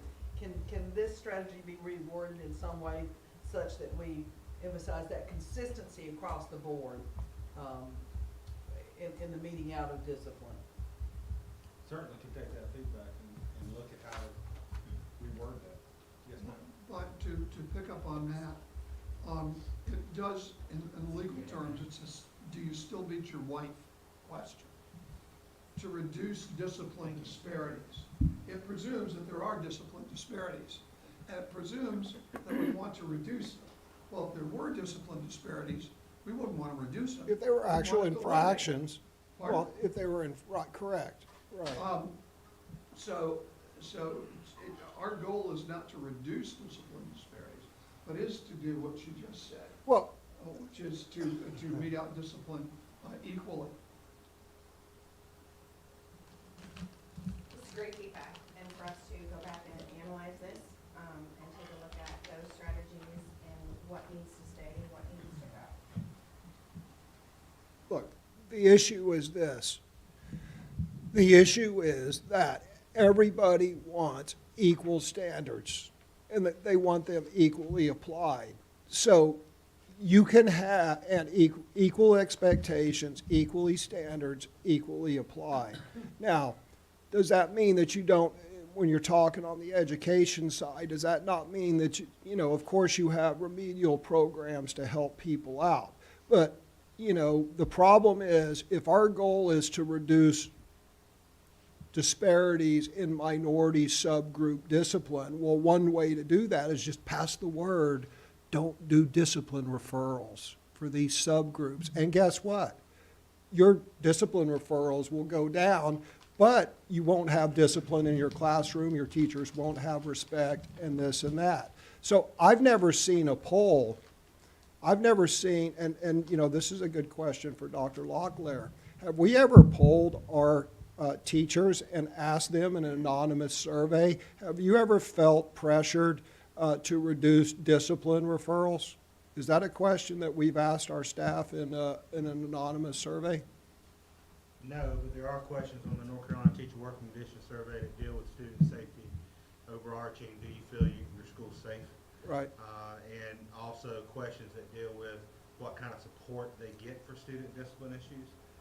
And that's reported out for each school and reported out for the whole district. The most recent survey was just completed about a month ago, and we're working on some overall summary data to share with the board. And Yeah, share I with mean, the public. So yes, there are some data points. Yeah, we have. because, you know, next time we survey our teachers and our staff, I'd like to see, I've got a few questions I'd like to see. You know, another one is, have you ever passed a student you felt didn't read on grade level? You know, that would be a great question to ask anonymously. But getting back to this, everyone's afraid to talk about this. That's why this never gets addressed. I'm not afraid to talk about it because this is a real problem. And as you can see, 23% of the people who responded to this poll, by the way, this poll is not a random sample of people from Moore County. So, but 23% of the people who responded to this poll strongly disagree with this. And here's the issue. Everybody if somebody does an infraction, regardless of race, gender, whatever, people expect the same punishment, right? Same infraction, same punishment. No one has problems with programs reducing the infraction. The problem is the problem comes if there's an infraction. Is the punishment meted out equal between all people? That is what the people in Moore County want. But based upon this, that's not what the people in Moore County think that they're getting from this. What the people in Moore County think they're getting from this statement, and maybe we should break out the previous superintendent's evaluation and talk about some of the precepts in there. But what people, and that will show one way or another what they're getting, but if people really want to know, the problem is people, when they read this in Moore County, what they think they're getting is one infraction and based upon a subgroup, separate outcomes of the discipline. That is unacceptable. But when you read this, people think, unfortunately, I think the vast majority of people in Moore County think that one infraction, different subgroups get different consequences. And I don't know whether that's true or not, but I'm here to tell you that's what people think they're getting. So are you saying that people are actually, based upon the numbers, they feel like that there is disparity with whatever the discipline follow-up is? People think that in an attempt to reduce the disparities, that things are going unreported, or if they're reported, that the outcomes may be different. Wow, Based upon gender, at the teacher race, level or- whatever. At the school level. Okay. I don't think it's gonna turn out that teachers don't report it to just try and downplay it, but I do agree that, there is some inconsistency. You know, whether it's a fight on campus and this is the punishment for a fight. And that, you know, I'm sorry if it's your first time or your fourth time, whatever it might be, the punishment should be consistent. And I think we say that in the objective listing, because we're saying we're reviewing and revising to reduce disparities. You know, it should be the same, but when you get to that strategy number one, Drilling it down to a subgroup. yeah, Yeah. and I think that's distorting the mission there, with doing this, where when you look at strategy 2 and 3, they apply to everyone, where strategy 1 does not. Strategy 1 is aimed at minority groups. May I say something? Yes, Philip, go ahead. I'm sorry. Yes. I want to say, did you and I have a conversation about the disparities of discipline, some months ago? Or it may have been, I'm not recalling anything right this second, it but may we have may have. been with the principal, but we were talking about, how some students would get some punishment, whereas others wouldn't. And, or if it had to be like a certain level of attendance, or there was different criteria, or something like that.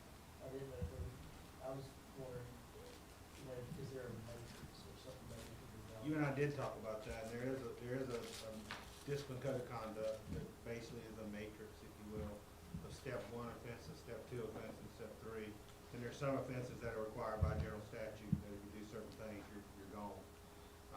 So that is in our student code of conduct, and we do have that. So with that being said, we could really basically get rid of minority-based disparities in that statement. Well, the problem is, I think, much deeper. The problem is, and this is what I believe, poor people are less well-disciplined than more affluent people. Minorities tend to be poorer. They tend to be less disciplined. So you are going to get, if you break it down, you are going to get a disparity in numbers between disciplining of minorities and disciplining of the majority culture. And the yin and the yang is, we want one standard. But the problem is that the Department of Education just looks at the numbers and says you've got too many of this group being suspended, therefore you are not having an equitable school. So it's a problem, which But I think, so we can keep things moving, I think we're hearing some real clear feedback on the need to take a very serious look at this. I have a comment. You're thinking that disparities are going down because they're being treated differently or something. We need the public to understand what our teachers are doing. When there's a student that continually gets in trouble, the teachers are taking steps to make sure it doesn't happen again. It's like the second chance program that the police have. They have 70%, I think it is, percentage that the kid never has any more problems. Well, the teachers are taking the effort for each individual child that has a problem there. I don't know what they're doing, but I think they're doing something that keeps that same child from having another problem. That would be interesting to know. If the students who are continually having those problems, if those are going down. And I think they are because of what the teachers are doing.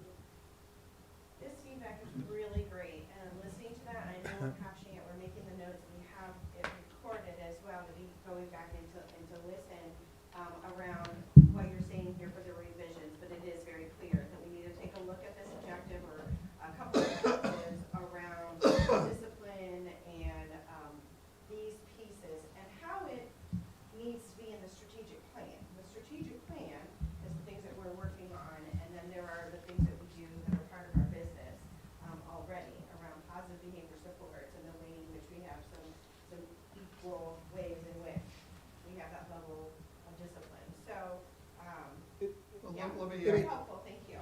Let me add this. This is, and I appreciate the chair's deference on this, the time-wise, this is extraordinarily important. It's important because it's important. I mean, we clearly have subgroups that are failing that need help, but we need to do that within, and we need to communicate that within the context of one set of standards, one set of expectations. We're not lowering our expectations and standards, rather we're working to bring subgroups up. And you know what, and it goes back to, you're gonna be responsible for your actions and your results, right? But we need to communicate that our expectations are the same. We'll do whatever we can to get you up to those. but by God, there's two ways to reduce disparities, right? You can reduce expectations, or you can, raise people up.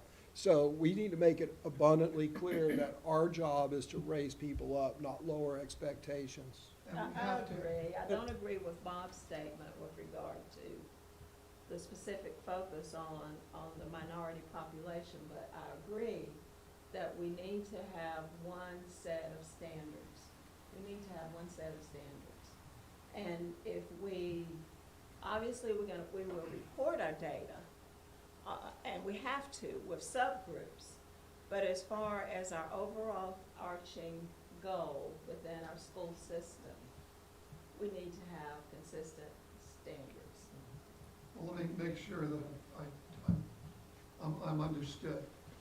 I agree, we have to have consistent standards. And we have to have the guts to implement consistent standards. Because when you implement consistent standards, you are going to get pushback from the Department of Education. But I hope we all agree that we have the guts to do that, because that is the gold standard, is consistent standards. And that will take guts to do. We have enough time, to get a little bit of feedback on this piece, which is the third domain. And, so I'm gonna invite you to do what we just did. We're gonna set the timer. We're gonna give you 6 minutes. And I will scroll through. There's objective 1, objective 2, objective 3, and then we'll come, together. And here's what the community, the overall data summary, plus what you have in front of you to help you with the comments, as well as the advisory focus groups, and then your own comments from the strategic plan. And we'll come back and give some feedback, revisions, deletions, additions, etc. So we're gonna do 6 minutes, take a peek, we'll start here, and then I'll move the slide in just a minute. Off you go. I think the value in the lower right is not correct. I was gonna say, that doesn't add up, under strategy 4, the, No, it's, Oh, look at that. it's 2.2, 2.3. Yeah, 2.2, 2.3. so that's pretty standard across the board down there.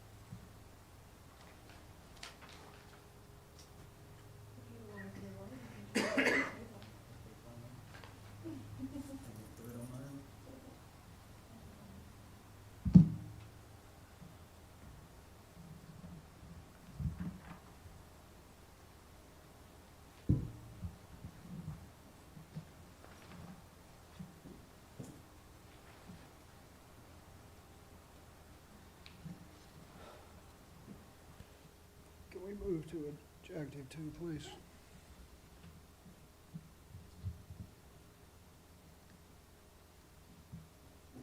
There's objective 2.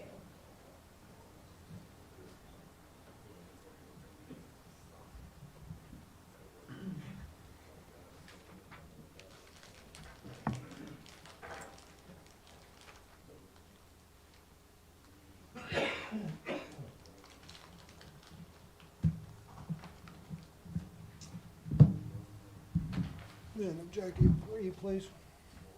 Thank you.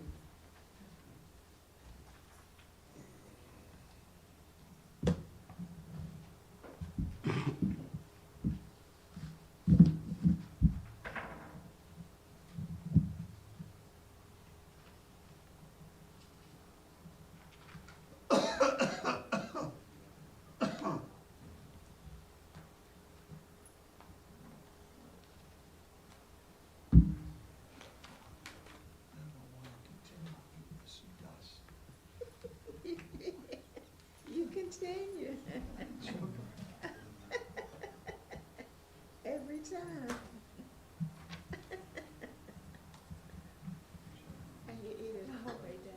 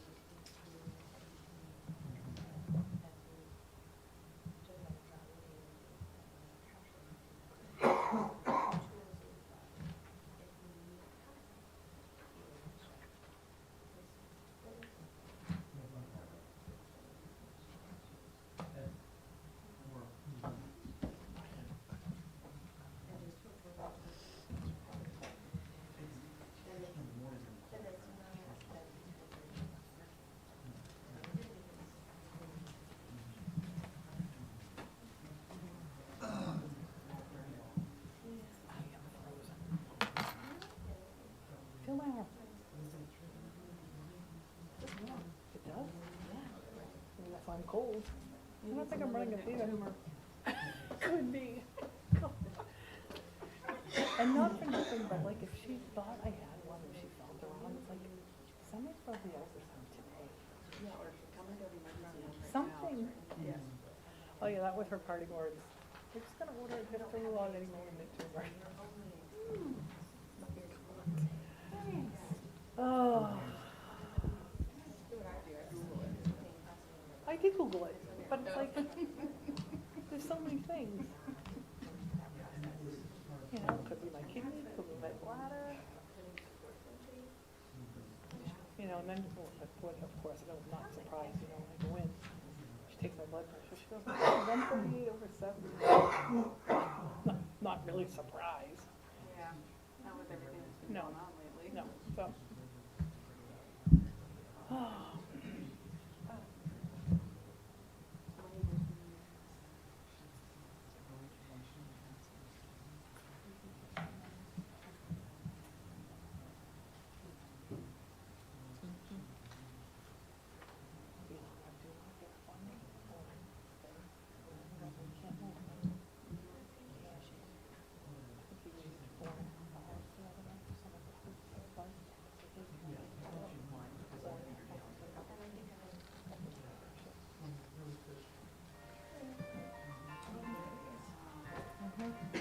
Sounds like a time. Okay, so we're gonna come back together, and looking at this domain, employee culture and capacity. The objective one, the district will refine policies and practices that contribute to supportive and collaborative working conditions of its employees.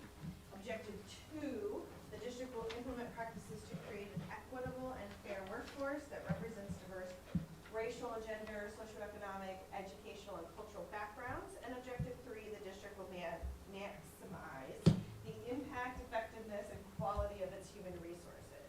And so there are strategies underneath that try to get to those objectives. And so overall, your recommendations for revision, who would like to begin? I've got one. Okay. Under the objective one, the one about the analyze by in working condition. Yes. Objective one. The last part of that is, and implement actions to address areas of concern. I'd really like to know if they truly get implemented. If there's a situation somewhere, are we really responding to it and taking care of it? And, you know, we don't know, maybe the teacher that was having issues, whatever, packs up and leaves. And so we never know whether the situation that existed was one that we could have taken care of if we'd actually done it. So that part of it bothers me just a little bit to know whether or not it's actually done. Okay, thank you. And then, That's strategy one. over, I must have skipped that. Oh, the one that, under objective two, where it's got us annually analyzing demographic data. I think we should be wording that to say, and use these data to actively recruit the most highly qualified individuals. That's strategy one, right? Because we want the very best people in our classrooms and driving our buses and doing whatever that we can get. Strategy. It should be strategy one, where it says to actively recruit from minority groups. I think we need to be actively recruiting the most highly qualified individuals we can hire. Then we should just, I would advocate we scrap all of objective two. I can enumerate why, but it certainly doesn't make sense to have objective two that says you're gonna do minority hiring and affirmative action, and then your first strategy is to hire the best. Because by definition, if you are doing an affirmative action minority hiring program, by definition, this isn't me saying it, you are not hiring the best. You are making a conscious effort to not hire the best. Well, the objective two can become simply the district will implement practices to create an equitable and fair workforce, period. An equitable workforce? Well, there it says equitable I and think fair we can- workforce, but, What is an equitable? I just Well, think we need to well, make let me- sure that we ensure that we have the best. Oh, yeah, so here's what I would say. Here, I would say we strike this whole thing, and here's why. First is, we should hire, I mean, that's why I've written down, how about hiring the best and doing Dr. King's vision of judging people by the content of their character.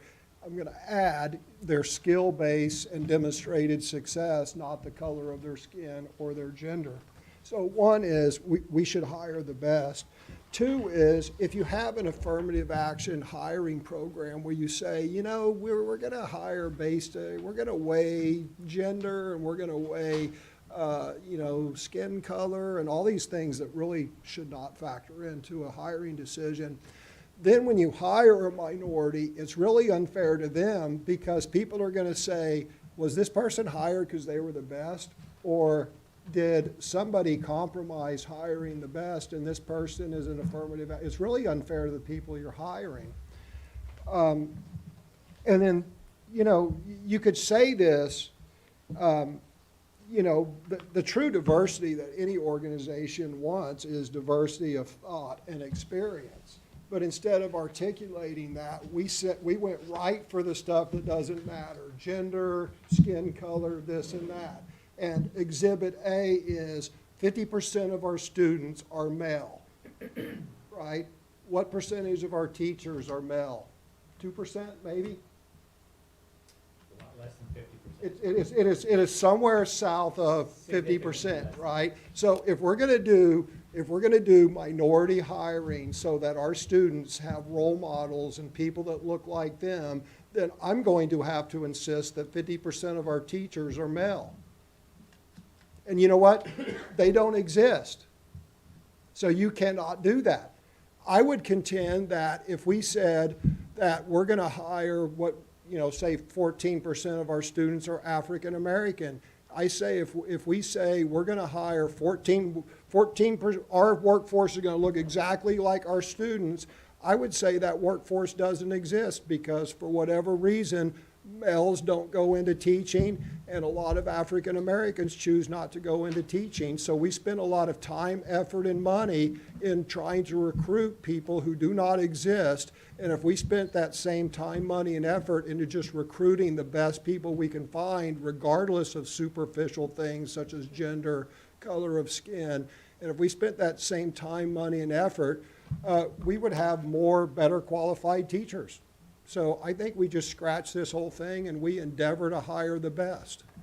Can I grab onto something that you said that was actually kind of intriguing? You had said diverse thought and experience. Seeking out those with diverse Right. thought and Right, experience. yeah, so let's go find Can we people write with, that down? 'Cause that true diversity, that might be something that might be useful. Diverse thought and experience. diversity of thought and experience. So you bring military people in, you bring people with business experience, you bring people with nonprofit. That's the diversity we want, not diversity based upon skin color or gender. And can we go back to the objective one? Again, I just think that we need to redefine what the objective is. It's just too wordy. Okay. Do we just say, we will ensure positive? Get right to the heart of it, Get around. right to the heart of what it is. Yeah, yeah. Okay, we want to improve Yeah. working conditions for the Positive and successful, whatever. you I know. mean, we know that we will have to refine policies, that's an ongoing thing. But the objective is ensuring that our folks are in a positive working environment. I had written just the district will refine policies and practices that support collaborative working conditions of its employees. So it just took out a couple. Say that one more time. The district will refine policies and practices that support collaborative working conditions of its employees. Yeah. You know, and just a note, strategy 4 on this one and strategy 3 on the next objective are basically the Same thing, that's what I was gonna say Yeah. too, Libby. Okay. Yeah. Because Okay. you're looking Yeah. at turnover down, you wanna look at it broad. We need to know why we lose Yeah. a teacher or a bus driver Yeah. or whoever. It doesn't matter what height, weight, shape, color they are, we need to know what's going on.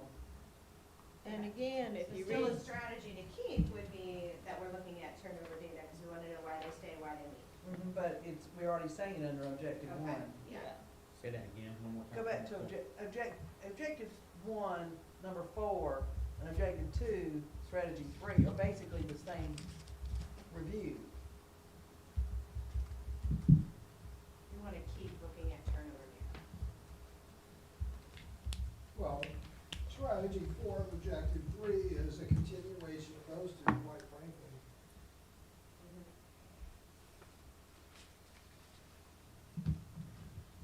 And number 4 would be perfectly okay if you just put a period after skilled and deleted the rest.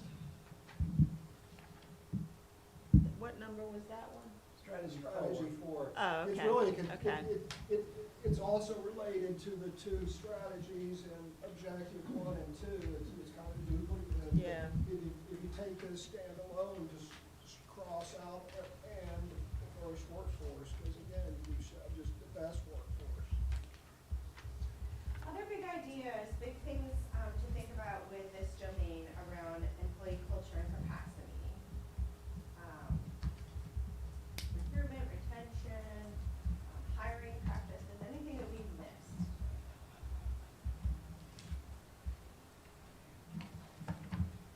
Wonderful. This looks like a wonderful place to stop. I agree. I agree.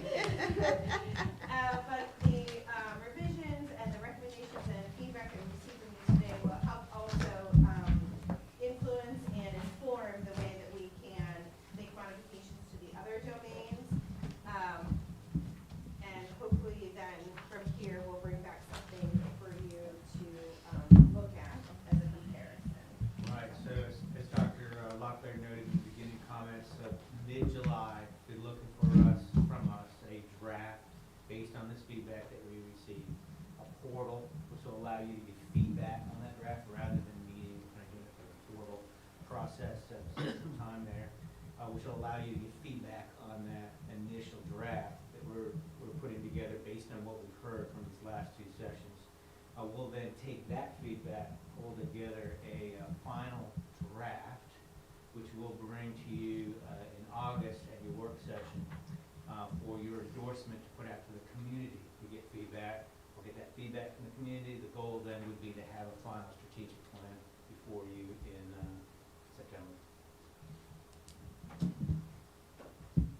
Thank you, Mike. Madam Chair, I just want to say thank you to the board again. This work is not easy, but I'm really appreciative of how much everyone's contributed and how much collaboration that took place over the last couple of meetings and giving feedback on the plans. I just want to say thank you to you. Appreciate it. Thank you, Dr. Locklear and Mike, Heather, and all of you guys. Lots of work have gone into this behind the scenes, and we appreciate all your extra efforts. Great discussion again today, and follow-up will be in July. Board members, just want to remind everyone of the upcoming meeting this week. There will be a public hearing for, at the county commissioners for the budget and presentation. And then they have established another meeting that will be on Thursday at 2:30. Thursday at now it's at 2:30. They're gonna have a brief work session to discuss the budget. They're going to have a brief work session to discuss the budget, and have opportunities to discuss some questions at 2:30 prior to a special call meeting at 4 o'clock to actually vote on the budget. And both of those meetings are Thursday at the courthouse. The work session at 2:30 and then the vote, consideration of the budget at 4 o'clock. Okay. So just keep those meetings in mind, and Dr. Locklear and I will be attending tomorrow afternoon just to really observe and see if they have any questions once the public speaking has stopped, see if they have any questions for us. This afternoon. Yeah, this afternoon. This afternoon, yes. I'm thinking, yeah, today is Tuesday, yeah. Yes. This afternoon at 5:30. Yes. Yeah. And then we'll follow up on Thursday just to see how the meeting goes and see where we fall with approval of our budget. At this time, Madam Chair, I move the meeting be adjourned. is there a second? Second. All in favor? Aye. Any opposed? Motion carries 6-0.